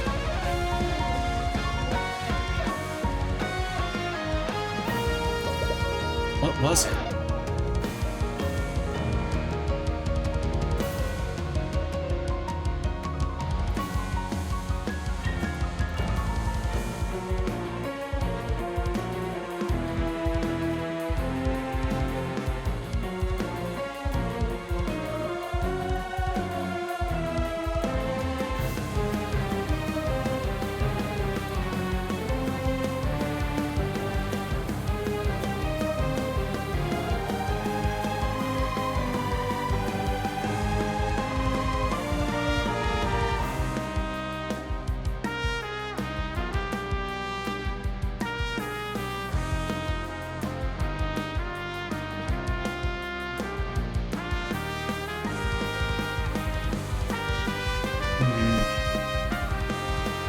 I'm trying to think, especially with Arya's account of things.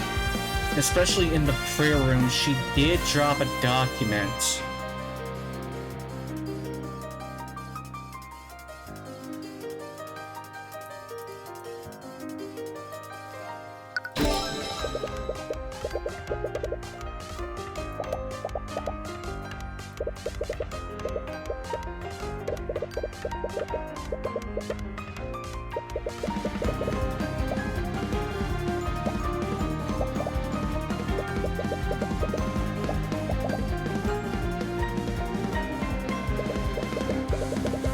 She definitely handed that contract to her after it was signed.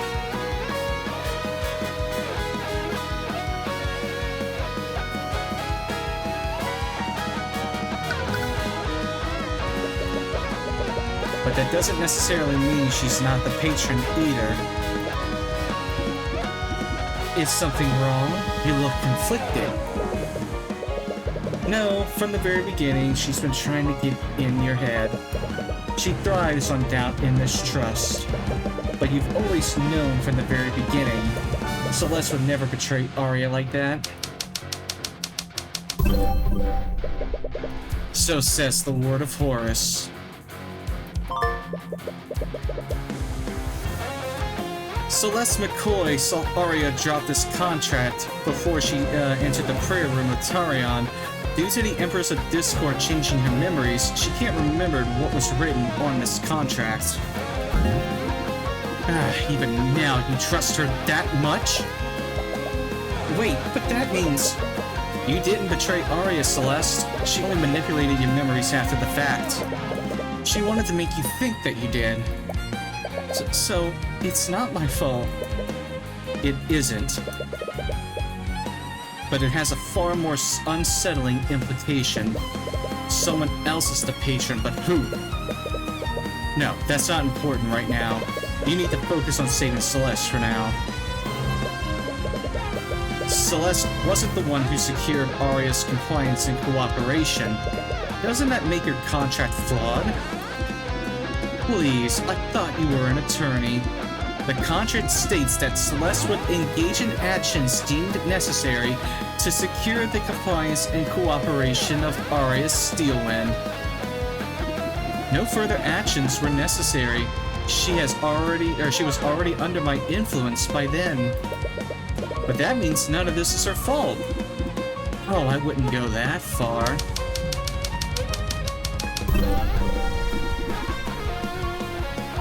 So says the word of Asmodeus.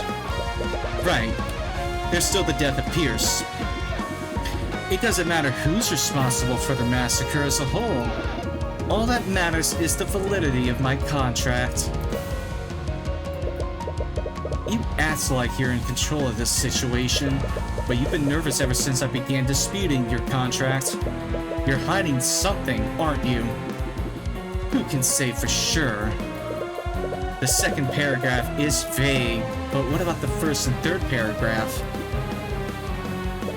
Something is off here. Wait, is it possible that I didn't die?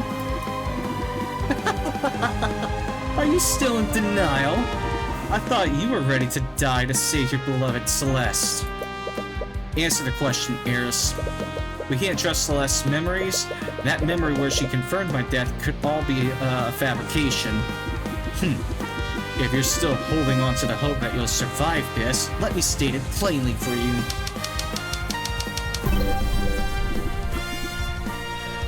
I did not alter that memory. So says the word of Asmodeus. I'm sorry, Tyrion. How did you revive me, Eris? Do you even have the power to resurrect people from the dead? Who do you think you're talking to? Of course I do. But if you doubt me, why don't you declare that Tyrion Cuthbert never died? And knowing her, she could be baiting you into telling a lie. But it's equally likely that she's bluffing. If you still doubt that I resurrected you, I'll state this. So says the word of Asmodeus.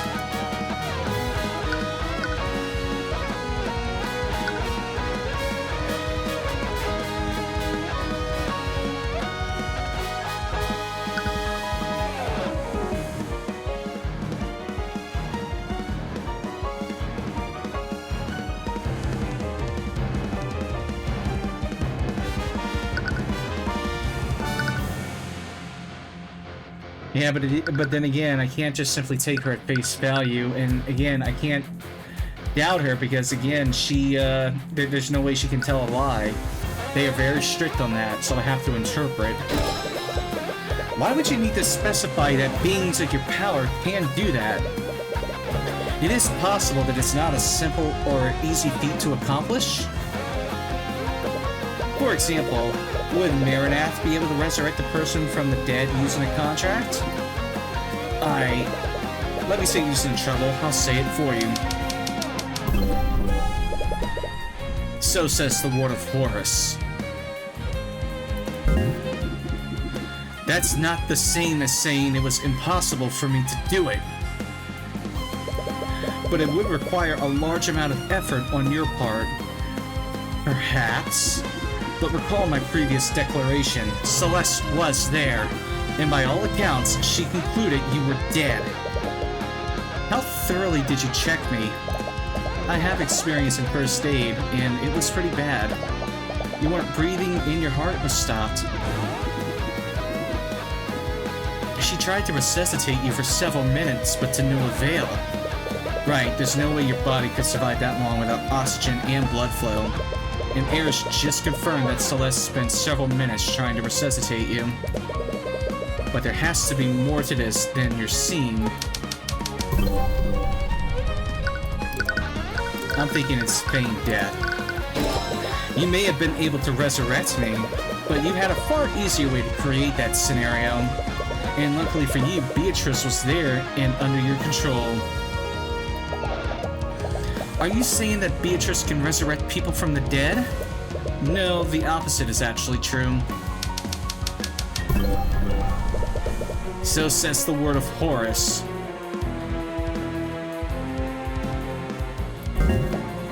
What? I'm sorry, Celeste, but I was never dead. She used a spell to trick you. No. So everything I did? It was for nothing. But that means you never resurrected him. He was never dead in the first place. The contract only said that he was apparently dead. All I did was revive him by making Beatrice release her spell, which allowed him to wake up. Well, that eliminates the first paragraph as a possible weak point, and it only leaves the death of Garrick Pierce at Celeste's hand. Something happened with Pierce, didn't it? What are you hiding? Whatever could you be talking about? Your contract says that Celeste must bring about the demise of Garrick Pierce by her own hand. Since you wrote that contract, that must have been your intent from the beginning. So why are you so nervous? Something went wrong, didn't it? If you want to stay quiet, I'll just...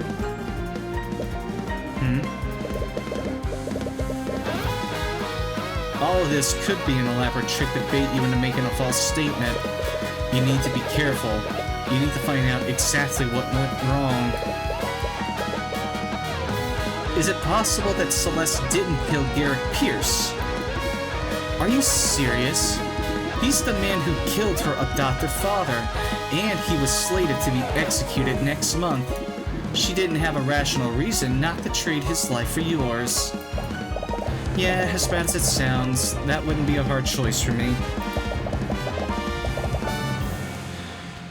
There isn't a single reason why I wouldn't take a deal like that. She may have wanted to, but something else might have happened.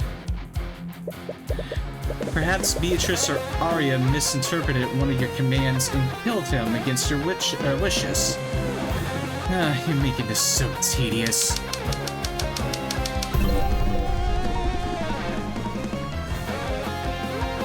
So says the word of Asmodeus. Well, what if you forced Celeste to kill him? She signed that contract already, so you had control of her. The contract states that she needed to kill Pierce of her own volition and agency. Do you honestly think I would make a foolish mistake like that? So says the word of Asmodeus. What if someone else killed Garrick Pierce on accident? Maybe a member of the Kingsguard who survived and entered the prayer room. Try again, Tyrion. And while I'm at it...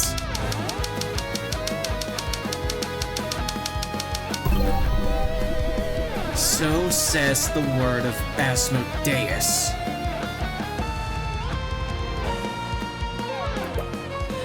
No. Do you understand now? I can refute any possible explanation you may have for Pierce's death. But the truth is, Tyrion. So says the word of Asmodeus. No. Have you given up? Have I finally extinguished the light of hope within you? I can't believe it. I can't believe you fell for that. What? You've never thrown consecutive declarations at me like that before. It's because I'm getting close, isn't it? You can freely manipulate Celeste's memories of what happened, and I don't have any evidence that implies what actually transpired in the prayer room. The only person who could tell me that was you. What? You thought you could overwhelm me by shooting down all my theories, but all you did was tell me the exact state of the room when Garrick Pierce died. And now I can figure out what actually happened. Wait. The person who killed Garrick Pierce?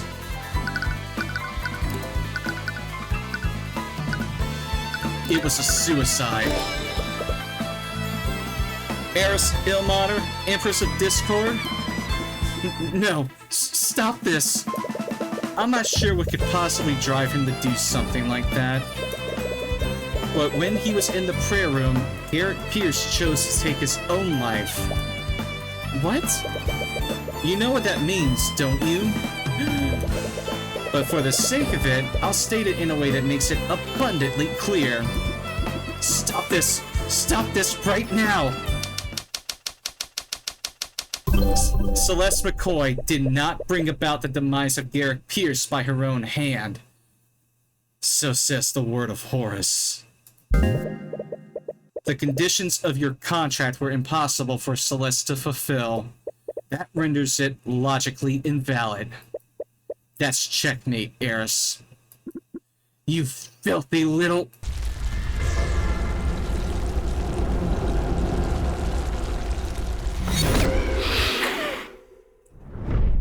Contract nullified.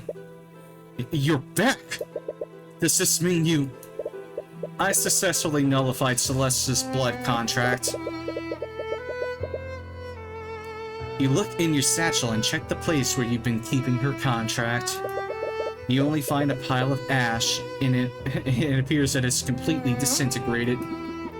But you're still alive. How? You... At first, you think she's glaring at you, but then you realize...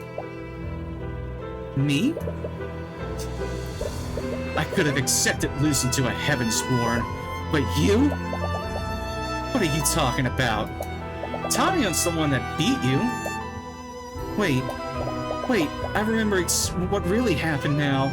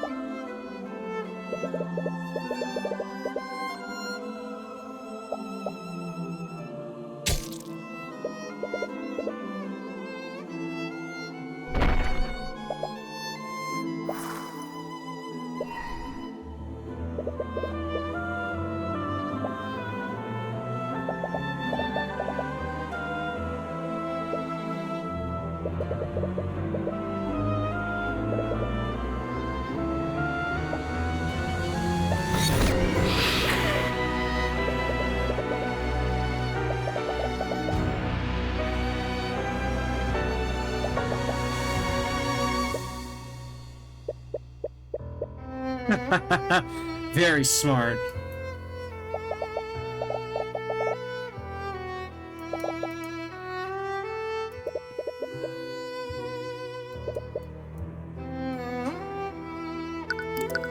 You rendered my blood contract faulty.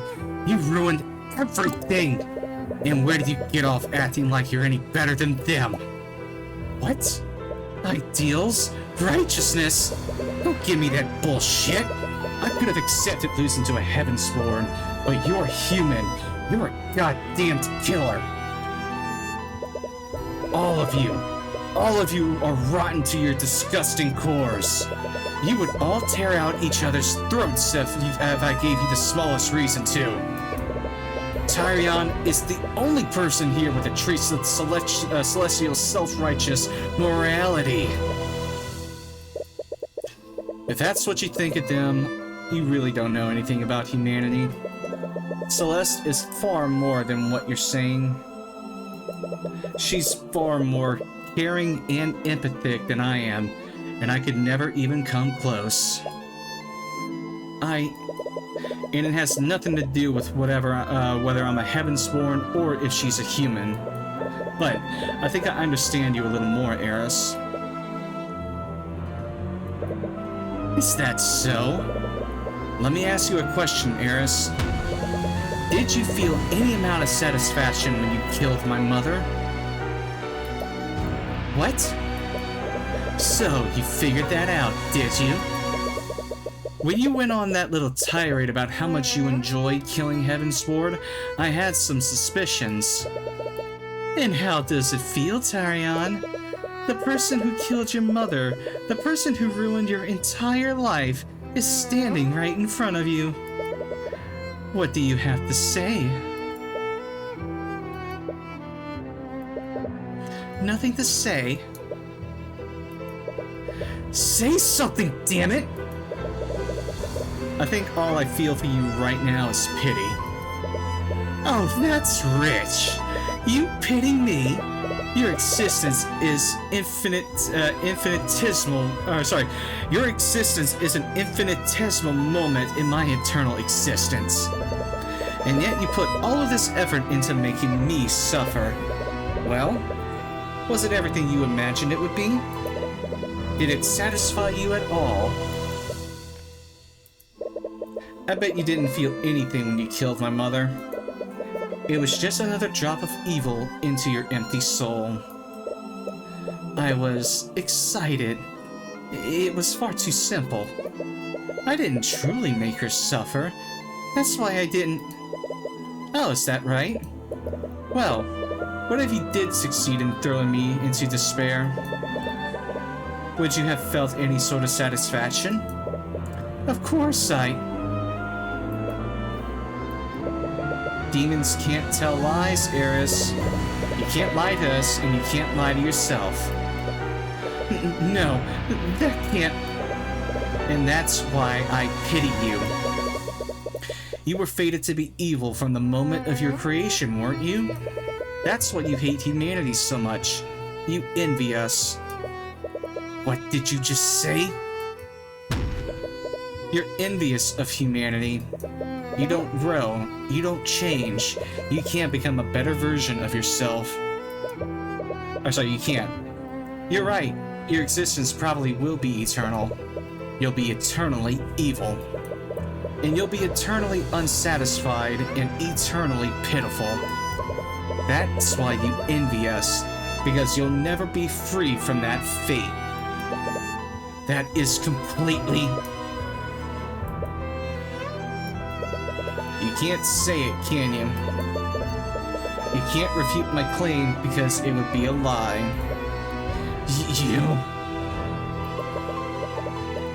You know what? Maybe you are right. Maybe I'll never be satisfied. Maybe I won't feel any satisfaction from killing you. But I'm still going to try.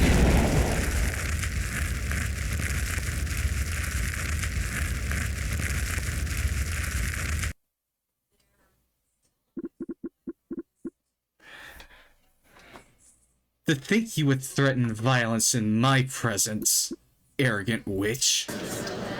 You're alive! Well, I suppose that solves that business. Although, she'll definitely be back one day. And when she does, I'll be ready. For now, let's be satisfied that we finally discovered what happened. Oh, right. About that. Are you serious? After all that, we still don't know who the patron is? At this point, I'm just glad Miss McCoy wasn't the true mastermind behind this. Speaking of which, now that I nullified her contract, Celeste should finally have her true memories back. I do remember what happened, but it was still really fuzzy. I've really been trying to remember what was on Arya's contract when I caught a glimpse of it, but I think that's the memory Eris manipulated the most.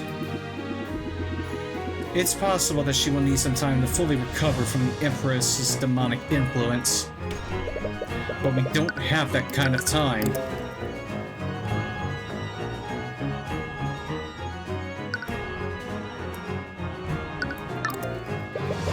That damned demon led us around for the entire morning, not to mention that we lost nearly an hour due to Cuthbert disputing that contract.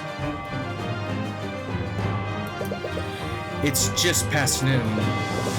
Right, we less than 3 hours before every magical trace at the crime scene disappears. If she tried testifying, maybe reviewing everything will help jog your memory.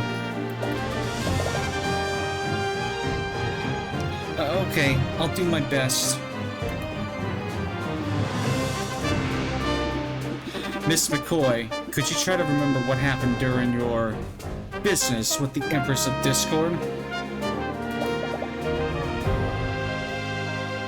I'll try my best. I think I remember now. We went to meet with Pierce at 1:50 p.m. and we heard that commotion outside at 2:20 p.m.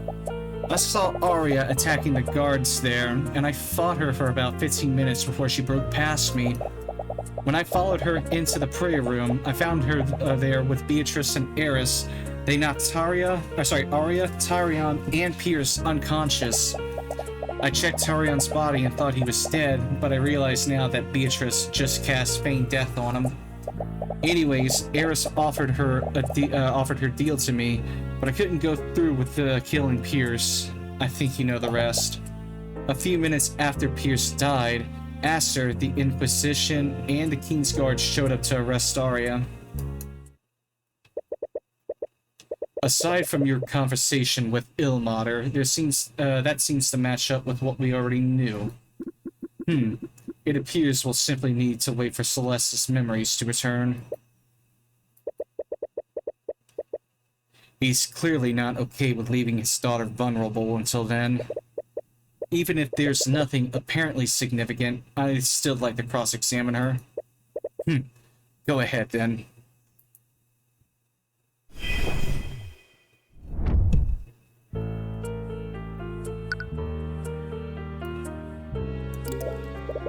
Right.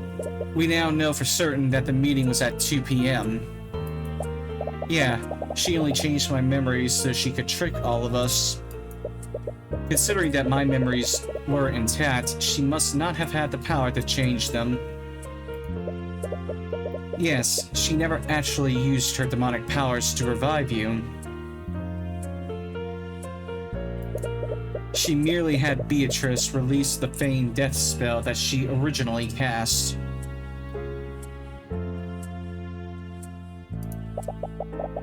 I still can't believe I fell for that.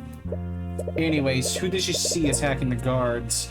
Was it Arya or Beatrice? Originally, you said that you fought her for a lot longer. Yeah, I had to account for the time I spent speaking to Eris. I had a feeling something was off about that. I knew Tyrion would be really meticulous about the timeline of the murder, so I had to make my testimony match up with the time of Pierce's death. I am really sorry. We'll talk about this later.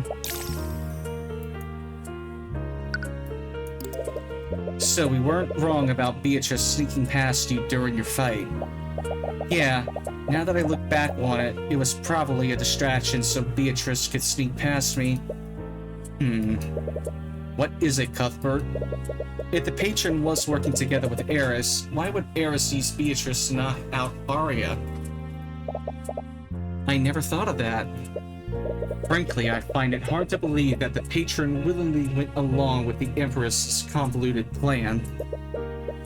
They clearly needed Pierce to die, and relying on McCoy to do it seems foolhardy. Right, is it possible that Eris went off script then? She definitely doesn't seem like the type of demon to take orders from a human. Anyways, what happened after you saw me unconscious? I can't believe you fell for such an obvious deception. I know, I was just so scared. I thought Tyrion was dead. I wasn't thinking clearly. I'm glad that you care about me that much. But what you did almost destroyed Arya's future. Perhaps it's best to stick to the facts for now. To think one blood contract could have such an effect on the investigation. I should have known she was up to something, but I was too desperate to realize it. You were put in a difficult situation. Take solace in the fact that you stuck to your ideals despite that. The Scaled Lord is being surprisingly sympathetic towards her.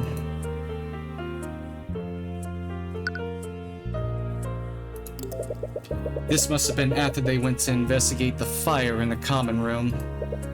I'm surprised Astor went to the prayer room as well. I'd have thought the Kingsguard would have kept him in a secure location. Those were my orders. But His Majesty demanded that they secure the cathedral for the safety of everyone there. He's always been an altruist.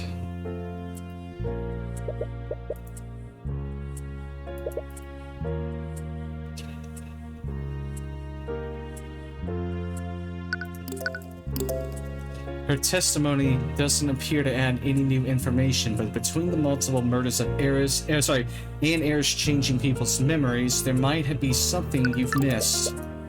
Remember, each piece of evidence you have and the time of event each day, there might have been something there that you can use. So even after, I thought this would have settled everything, the disputing of the blood contract. But,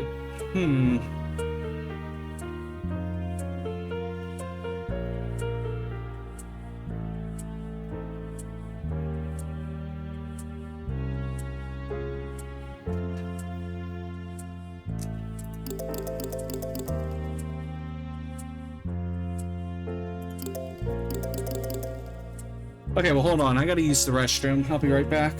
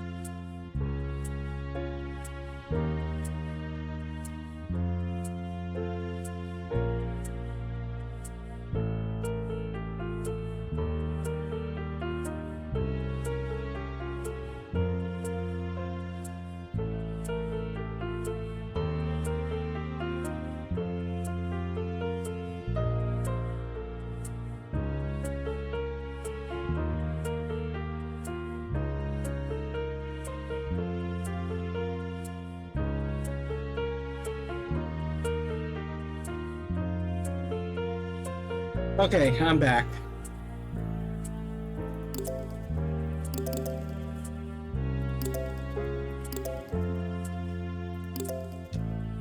But I couldn't go through with killing Pierce. I think you know the rest.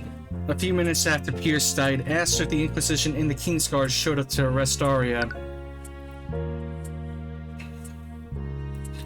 No, hold on. Something's wrong. So, this, he died at 2:45 p.m. And then the Trapped King, it was at 2 p.m., right? The Glyph of Contingency was activated in conjunction with the Force Cage spell. I think, at least I think it was Force Cage. What the fuck is it? Yeah, this. And upon getting hit, or upon getting encased within that, that would have been 1 hour. So this is wrong. And the Trapped King is it. Wait, what? What is it, Cuthbert? Celeste, are you sure Aster showed up only a few minutes after Pierce died? Yeah, I remember that part pretty well. Eris seemed really worried about being seen by them.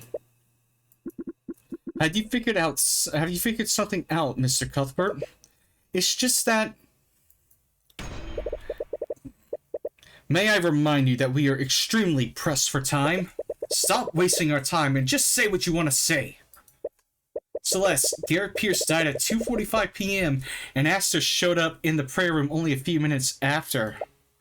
Yeah, where are you... Wait. That raises a big question. How did Aster enter the prayer room at around 2:45 p.m. when he should have been trapped in the Force Cage until 3 p.m.? Wait, you're not serious, are you? McCoy's memories are clearly unreliable. My men all reported that His Majesty led them to the prayer room after he exited the Force Cage. Normally, that would be more concrete than when compared to Celeste's testimony. But we can't trust her testimony. What are you talking about? While I was disputing Celeste's contract, Eris declared that she made contracts with multiple members of the Kingsguard. What? They were working together with her. And if these contracts were structured similarly to Celeste, she must have had the ability to manipulate their memories. This means they could have intentionally or unintentionally lied during questioning. To think, even the Kingsguard have been compromised. How could I have let this happen? And even if we assume that he somehow escaped the inescapable Force Cage, how did Aster know to head to the prayer room? I understand your point, but do you understand what you're implying? I'm not trying to imply anything, I'm just stating the facts that we know. We know that a human, whether willingly or otherwise, worked with the Emperors of Discord to orchestrate the massacre. He was deeply trusted by Arya Steelwind. So much so that she didn't even think twice about signing a contract that he gave her. Ah, so the patron was actually the king himself. There's only one person who meets those criteria. Aster the Wyvern Guard, the reigning king of our kingdom.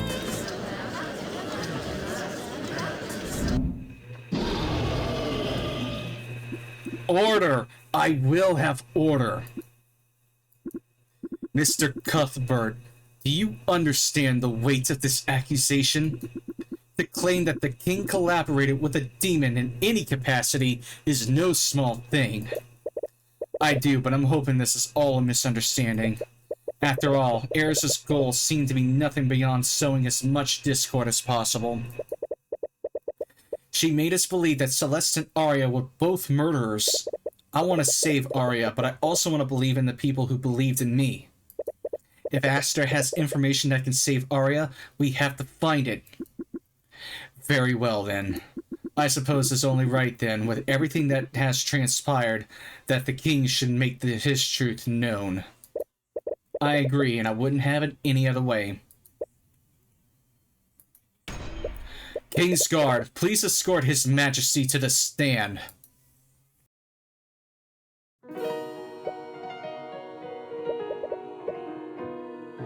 Thank you for cooperating, Aster.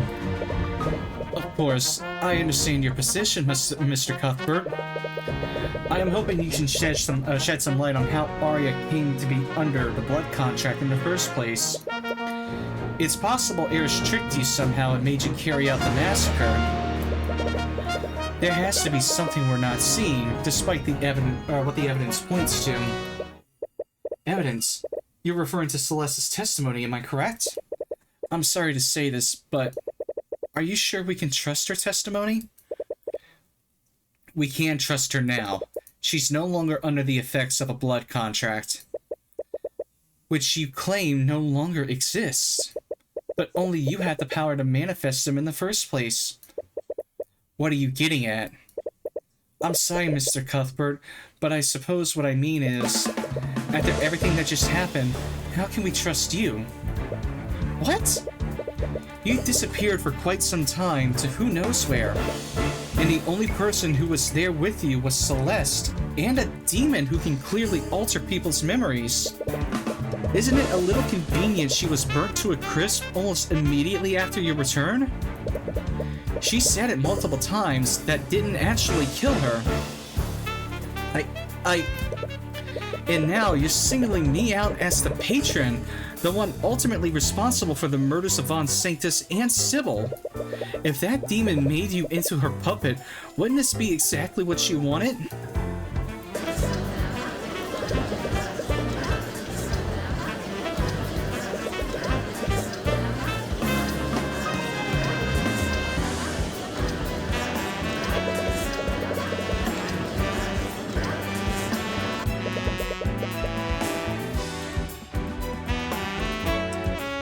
How very clever.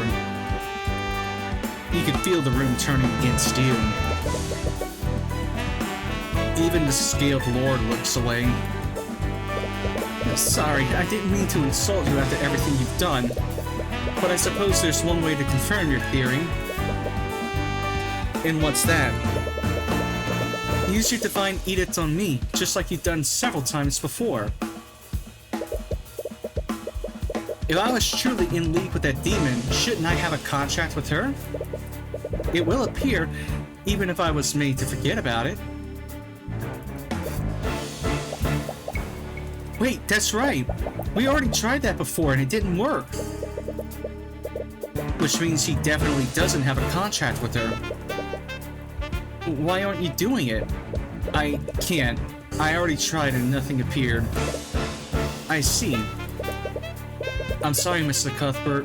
I know you care deeply for her, but we all saw Celeste's blood contract and we heard her earlier confession.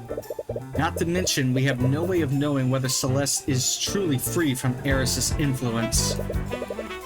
If Miss Steelwind is to be saved, we all must accept what needs to be done. I don't like saying this, but I think it's time this trial came to its conclusion. Don't you, Your Grace? Damn it, he's even got the scaled lord on his side. Even if it's against you, he raised a lot of good points. But is he acting with malice, or is he just being careful? Come on, think, Tyrion. We just proved my blood contract wasn't valid. But the one who made Arya commit those murders is still out there. Eris found ways to trick people into signing the blood contracts before. Yep. So she wouldn't necessarily need a blood contract to trick Aster into accidentally helping her. The question isn't whether Aster knowingly did this or not. The question is, what part of the plan required Aster's physical involvement?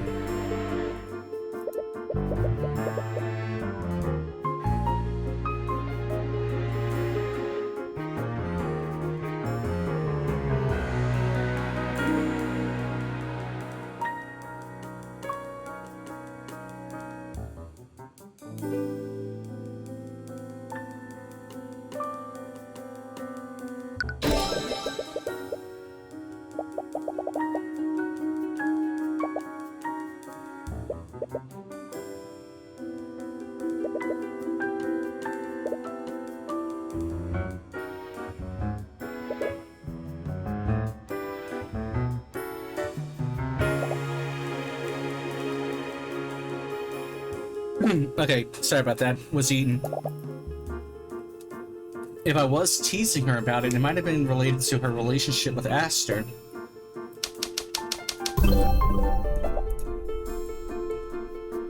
I'm sorry, I know that doesn't really narrow it down. No, that's exactly the clue that I needed. Really.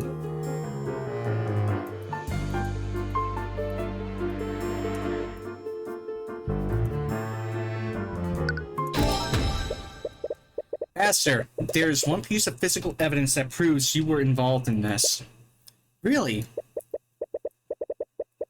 The patron controlled Arya and committed each of the murders without having to do anything personally, but this was all contingent on tricking her into signing that contract in the first place. I recall that you went to a meeting with the High Speaker right before the massacre started. It was to discuss your marriage to Arya, wasn't it? Yes, that's correct.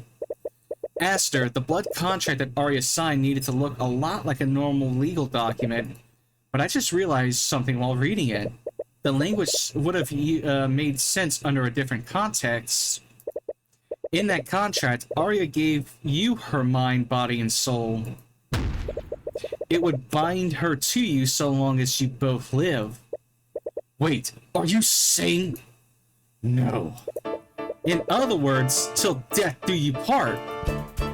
Objection! That's a big leap in logic, even for you.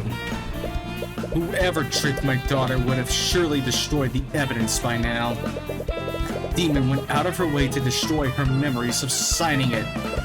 I doubt they would have left any copies of the marriage license to be found. Indeed, bringing such heavy accusations against the High Speaker or the King will require more than just speculation.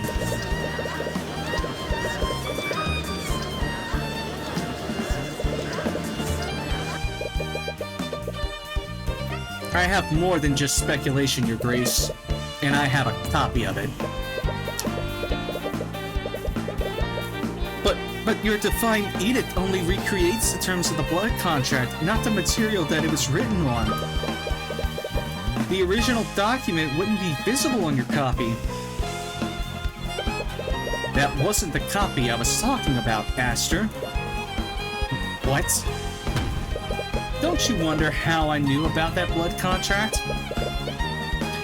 Every attorney has a magical runestone. They let us take pictures of the crime scenes and write down notes magically. Yes, I'm well aware of them. And did you know Arya took a picture of the marriage license she signed? What? She was so happy to finally have your union codified that she took a picture of your marriage license, even though it was technically illegal to do so. Why would she? The moment she regained consciousness, she thought she was a danger to others. She had no memories of what she did that day, but she knew something was wrong. That's why she locked herself in a cell with an anti-magic field. She was being rightfully cautious. But had she simply left any of those anti-magic fields and checked her runestone, she would have found a picture of a marriage license with the exact words as her blood contract.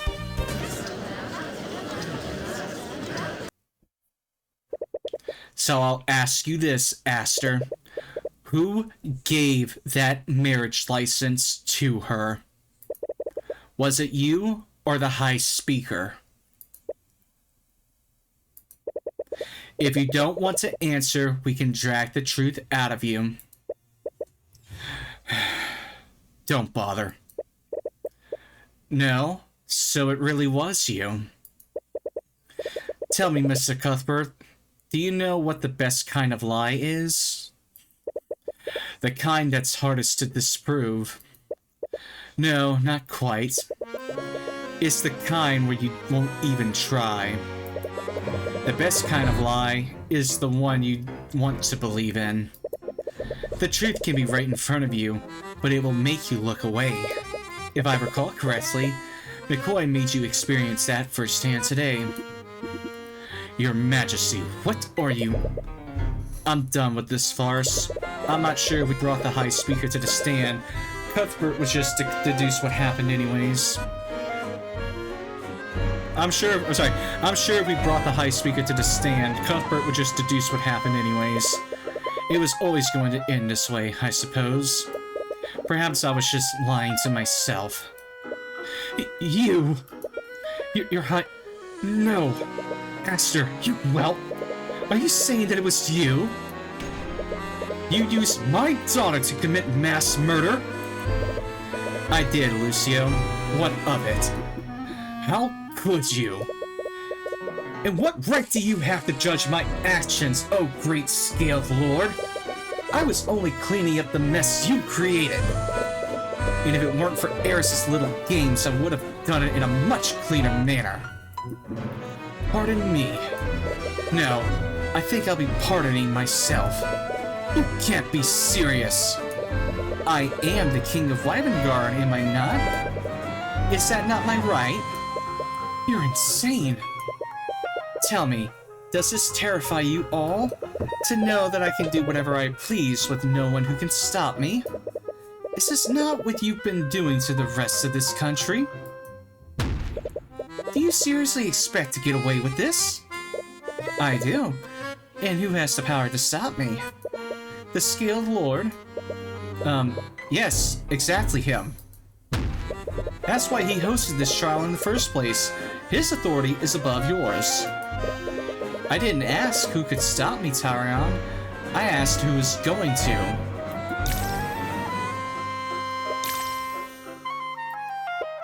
What? Why aren't either of you saying anything?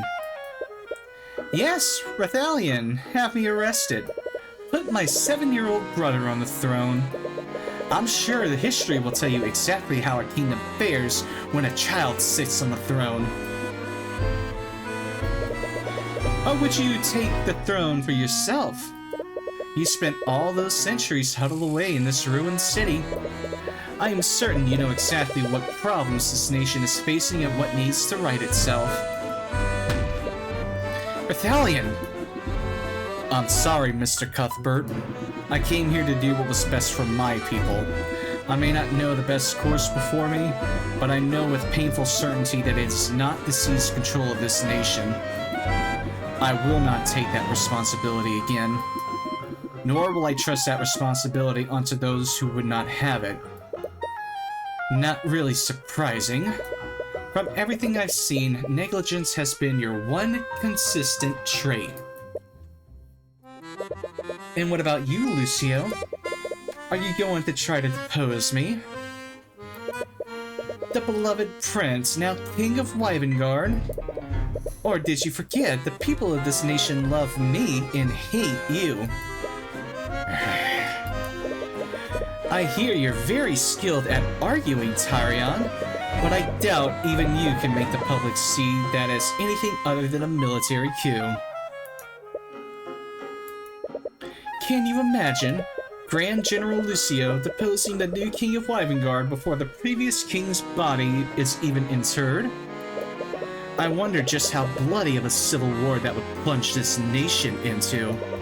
And even if Lucio doesn't have much difficulty crushing the commoners, I am sure you can imagine just how tempting a weakened Wyvengard would look to other nations.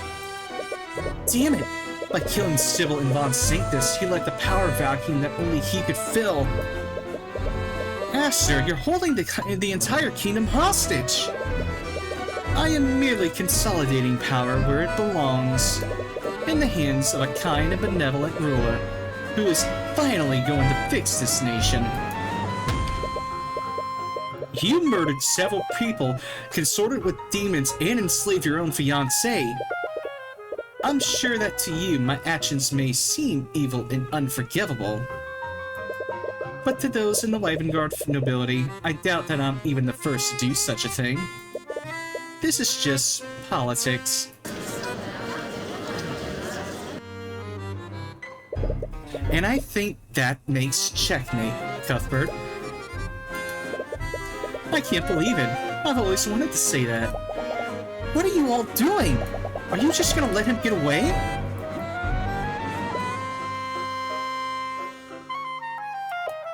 Lucio, she's your daughter! Are you going to just let him keep control over her? My daughter would not sacrifice the stability of Wyvern for her freedom. You know that to be true. That's... He killed so many people and he enslaved Arya. He almost killed you, and he tried to kill me. Wait a minute. That's right. Why did he try to kill you? What do you mean? If Aster is the patron, that means that Pierce originally sent that letter to him. King the Wyvern Guard just recently died. Oh, right.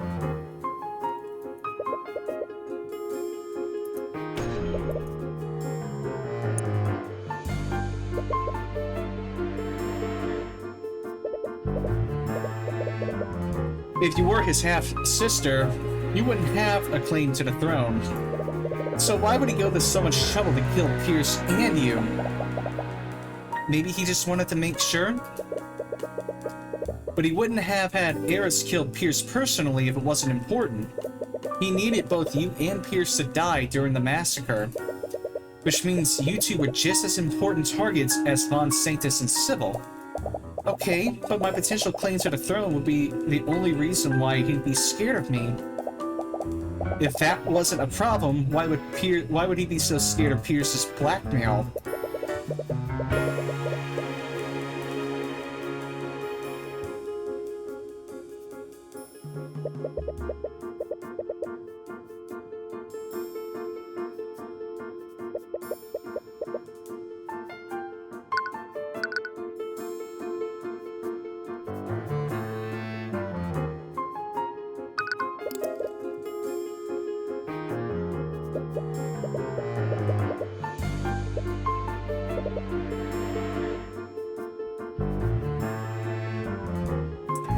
Yep.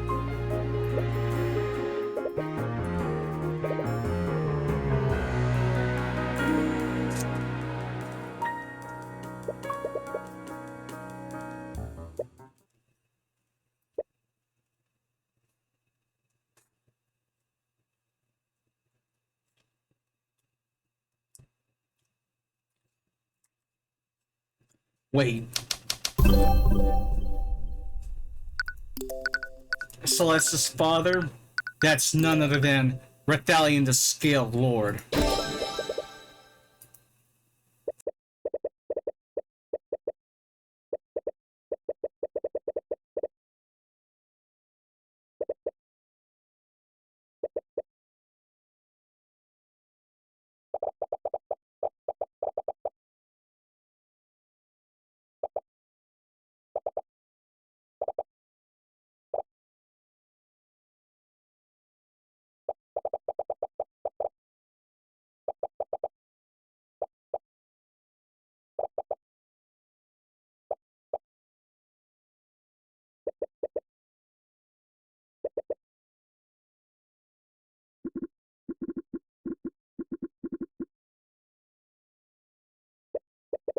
This can't be real.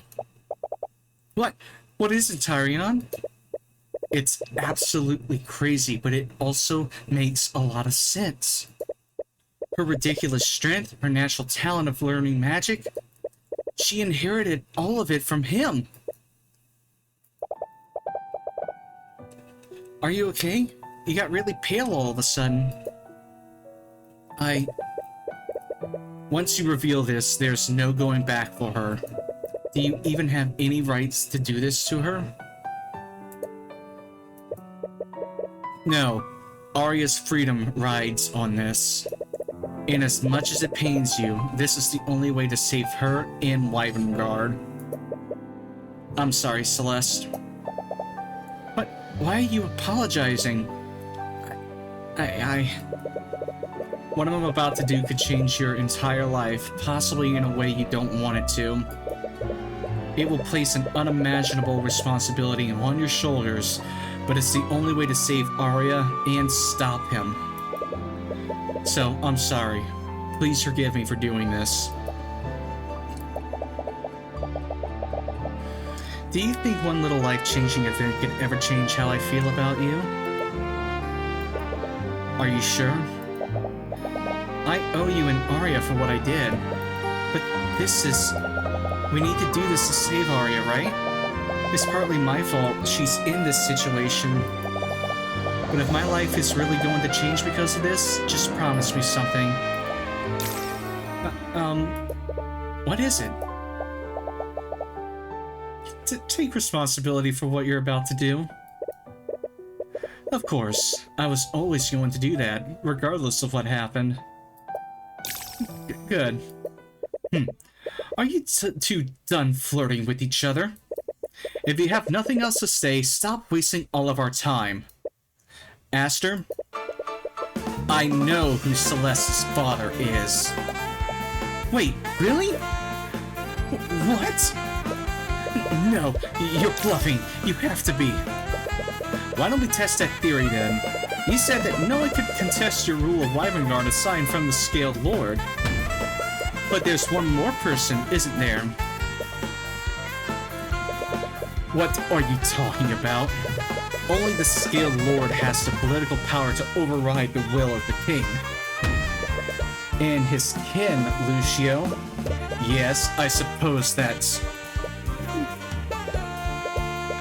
Aster the Wyvern Guard, you needed Celeste to die during the massacre.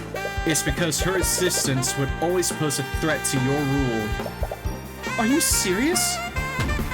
People of the Wyvern Guard nobility, your current king was fearful of my bodyguard's parentage, and now we know why. Celeste McCoy is the daughter of the Scaled Lord Rathalion, ancient dragon and creator of all arcane magic.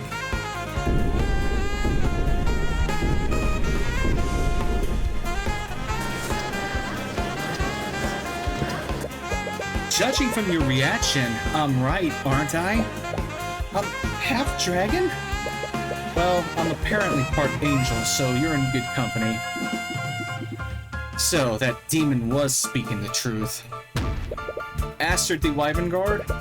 As the Scaled Lord's kin, Celeste has the authority to pass judgment on you and override your rule.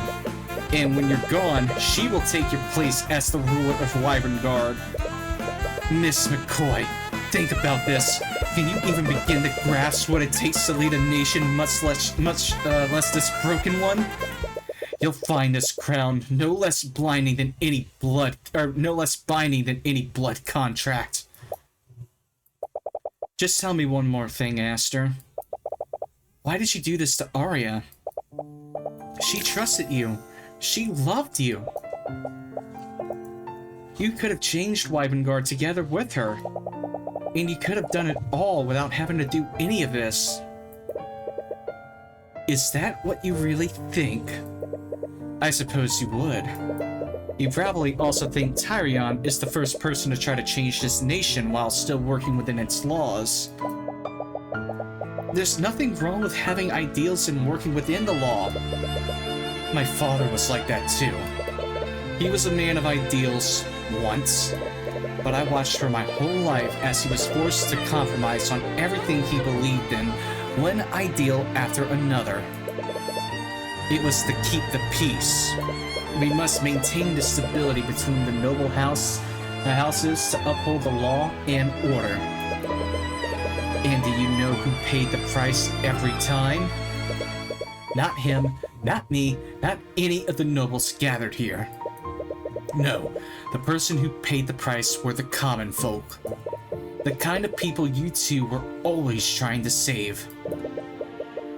I would have honestly thought you'd understand this by now. A gulf exists between what is just and what is lawful in this kingdom. I'd have thought that you two, out of everyone, could have understood why I did this. We know it's not fair, but we're capable of changing it, and you have the power to do just that. I am changing it! You worked so hard to find the truth behind Von Saintus and Sybil's murders. But here's a little bit of truth that's evident to everyone in this courtroom, except you two. Half of the people present here today are glad that they're gone. and the other half wants to be the ones to replace them. The blood I shed in a single hour did more good for this kingdom than you two would have done in years. So, that's how you plan on fixing this country's problems? By working with demons and killing your way to a brighter future? If I have to, why not? Every day across this nation, commoners are killed and oppressed at the hands of the very nobles gathered here. They bleed this country dry and feed on its people like Tyrion. I am merely returning a much-needed sense of equality. Do you really think any of you are in a position to judge me? All of you who came running at the news of my father's death? All so you could be the first to fill my ears with your sycophantic praises? Do you know what the difference between the Empress of Discord and all of you is? That demon was just a bit more honest. Arya wanted to change that. She would have helped you. Arya is too stupid and too naive to do anything. She loved you. How could you? She loved her idea of me. She loved a weak and ineffectual prince who would have borne watching his kingdom rot with a damn smile. She loved your kindness, Aster. This is kindness. The blood I will spill will be the greatest kindness this kingdom has ever known. And once I am done, Livengard will be better and stronger for it. Aster, McCoy, I don't care what you are. The Scaled Lord's daughter, the rightful heir, none of that matters to me. I will save my kingdom and its people. And I will carve the rot out of its heart, piece by bloody piece. Nothing will stand in my way. I am Aster the Wyvernguard, King of Wyvernguard, and consort to the Lord of the Six. I am nothing but a dead man. Fullness. Lucio. What? No! Lucio, what have you done? The blood contract, Cuthbert. What? My daughter's blood contract. Does it still exist? You check your satchel, and sure enough, Arya's blood contract has completely disintegrated. Its conditions have been fulfilled, haven't they? Because they no longer both live. Excellent. Lucio, this is not what we discussed. My daughter would never be free as long as that wretch lived. McCoy agreed to take his place. This was always how it was going to end. Lucio, you can't seriously expect to... Save your breath, Cuthbert. I already know. Kingsguard, what are you standing around for? The Grand General has just committed regicide. Arrest him at once. Damn, man. I suppose that's that then. This doesn't really feel like something to celebrate. I'm compelled to agree. To think that His Majesty was so far gone that he'd consort with a demon. Also, he can save the common folk. Regardless of his actions, he did have the same goals as you. He truly wanted to make things better for the common folk. Even with the Eye of Horus, you never caught a hint of the pain he must have been feeling. He closely guarded his true emotions from everyone, including Arya.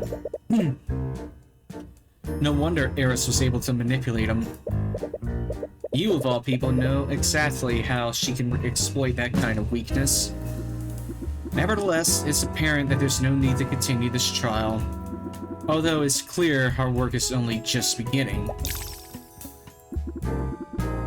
Court is adjourned for the time being. You are all free to return to your homes. However, I'm sure there's still much for each of us to discuss. Many things have changed here today, and I'm sure many of us will need to make arrangements to adapt. Until then, please refrain from discussing the events of today outside of these halls. This goes without saying, but we must keep today's events a secret from the public, at least for now. And we are done. Holy shit, that was a fucking thrill ride. And yeah, kind of figured the main villain, it's kind of like, it kind of gave me Bridge to the Turnabout vibes, with the main villain not being who was already readily available, but someone completely, well, I mean, we kind of expected it with Phoenix Wright Ace Attorney, Trials and Tribulations, but not here. That was good.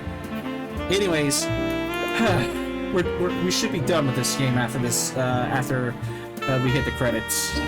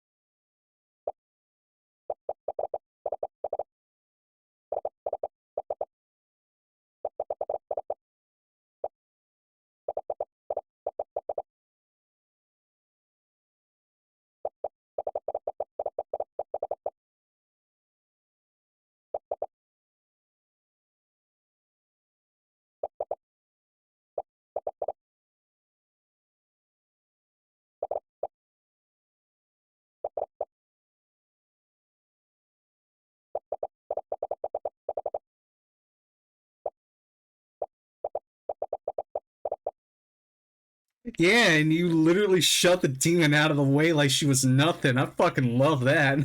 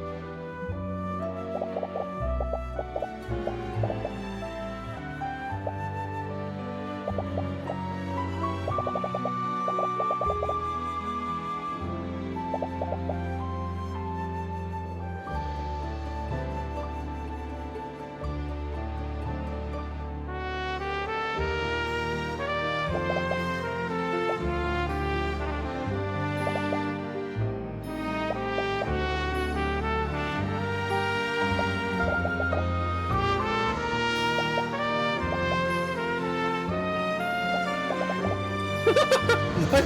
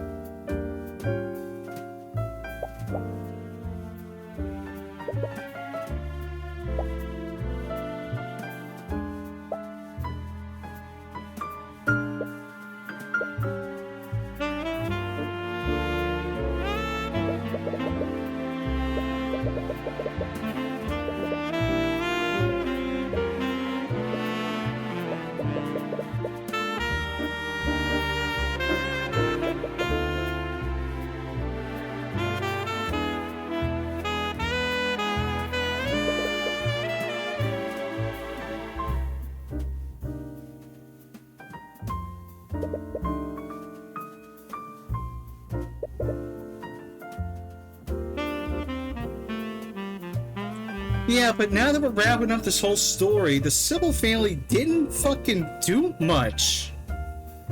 I could definitely understand Steelman having a significant impact, Lloyd von Sanctus being number 2, I think. But Sybil, I get their position, but in terms of the main story, they didn't fucking do anything. Just, huh.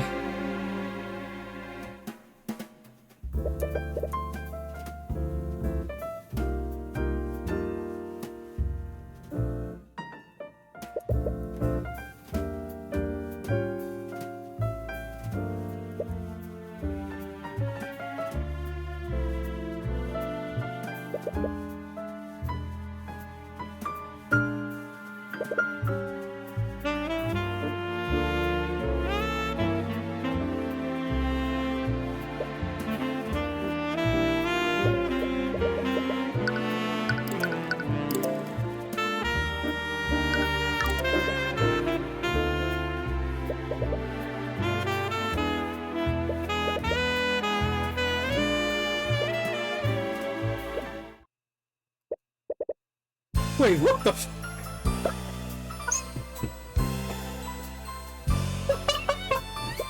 Wow!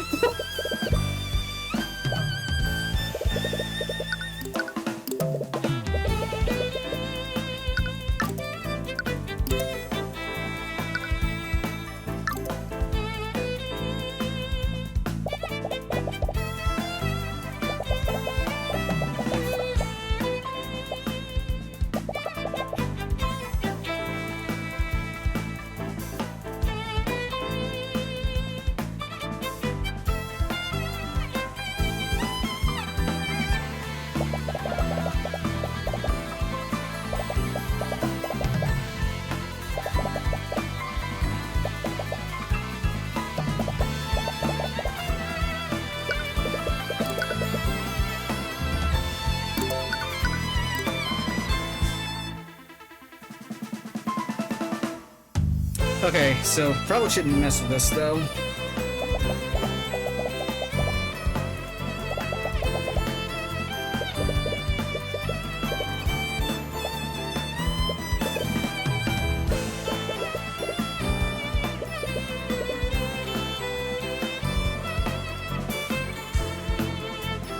I'm sorry, waifu consultation?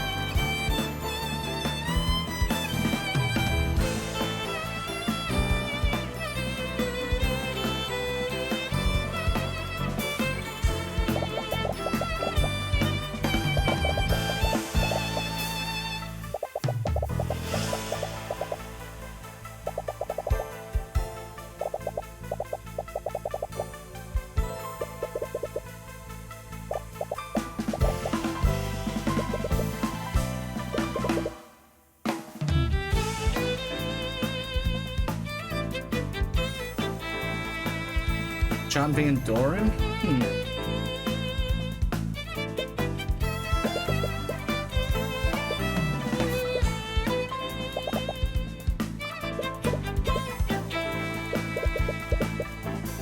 He lost to a monkey?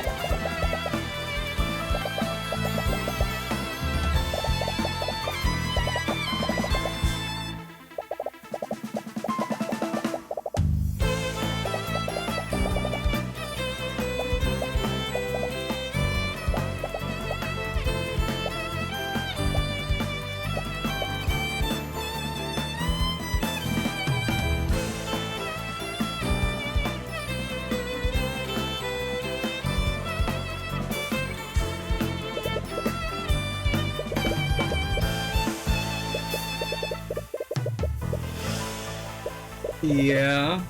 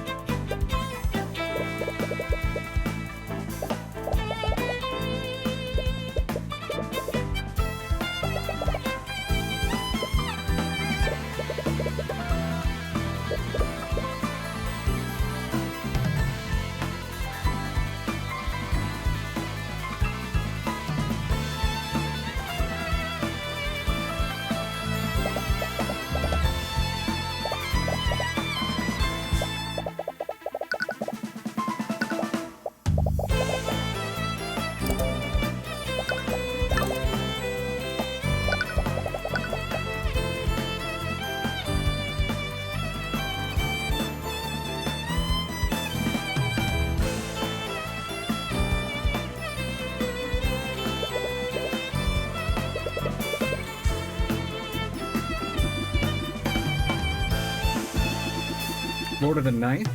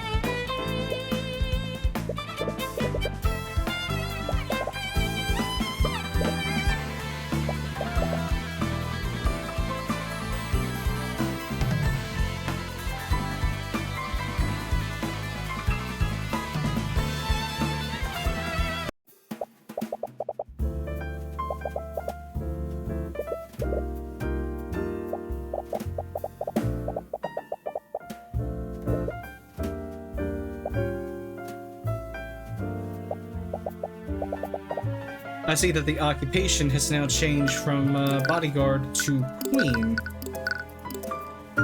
But of course, profile still says otherwise.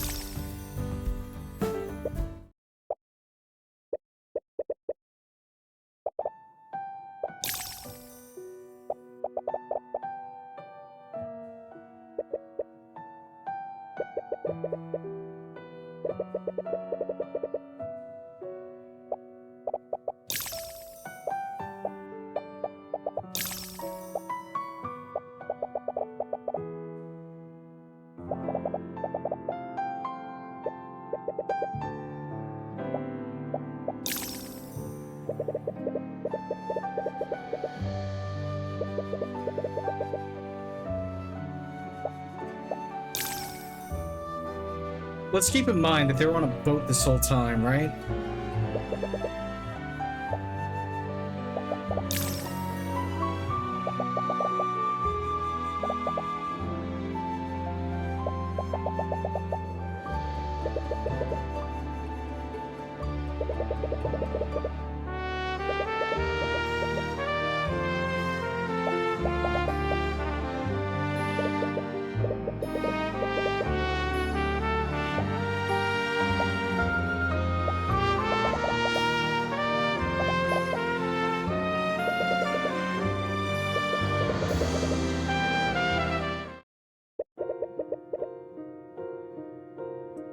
Miles Varan, or Varan Al-Galad.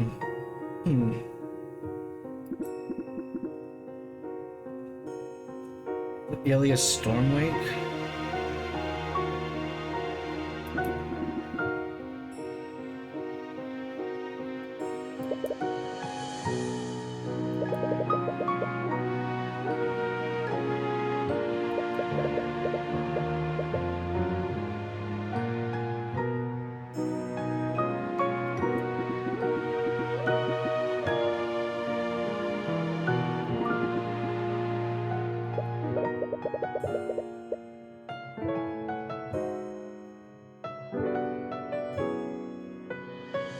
Ilya, he brought the Lord of the Six to the court of bloody Asathoth. Do you have any idea the amount of damage they could have done to the multiverse here or there?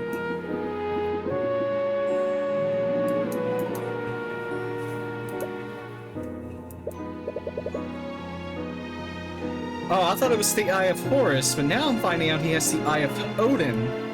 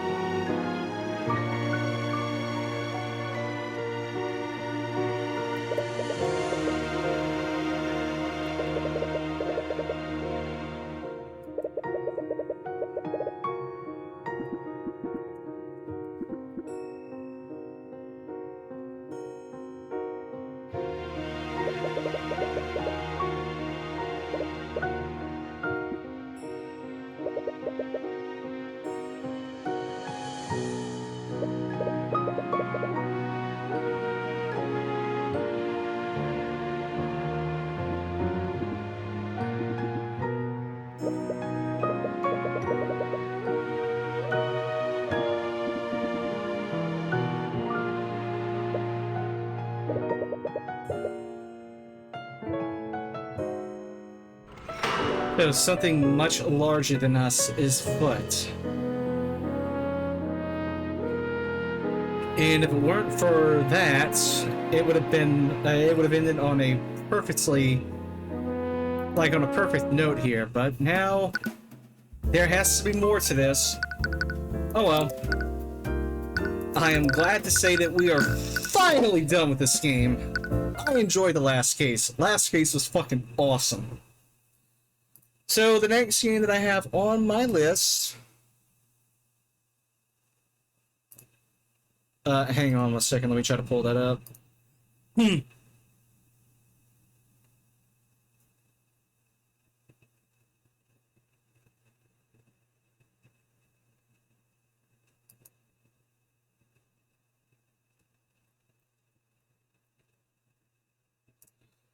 Okay, so the next game that I have on my list is Nexomon 1, and it will appear to be some type of Pokemon spin-off, but we'll have to see.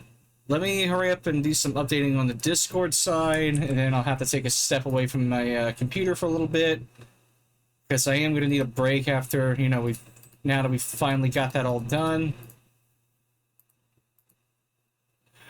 I gotta admit, though, I absolutely love how that case turned out. I was not expecting that at all. Come on, you fucking...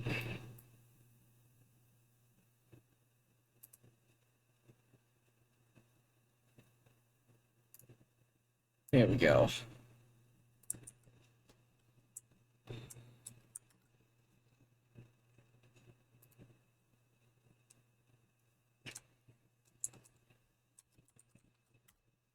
And let me also go to...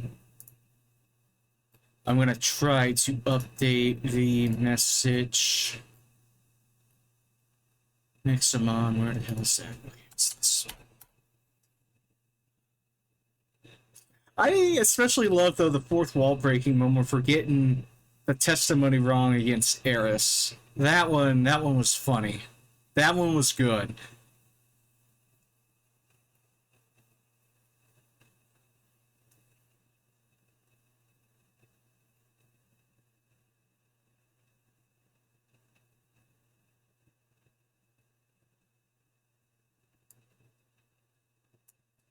Okay, so 21.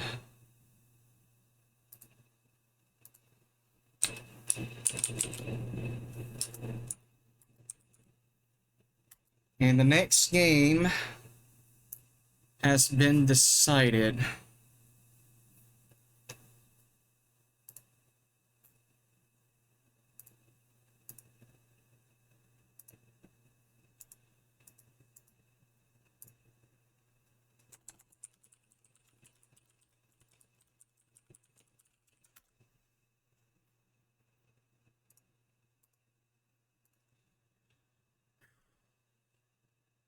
Okay.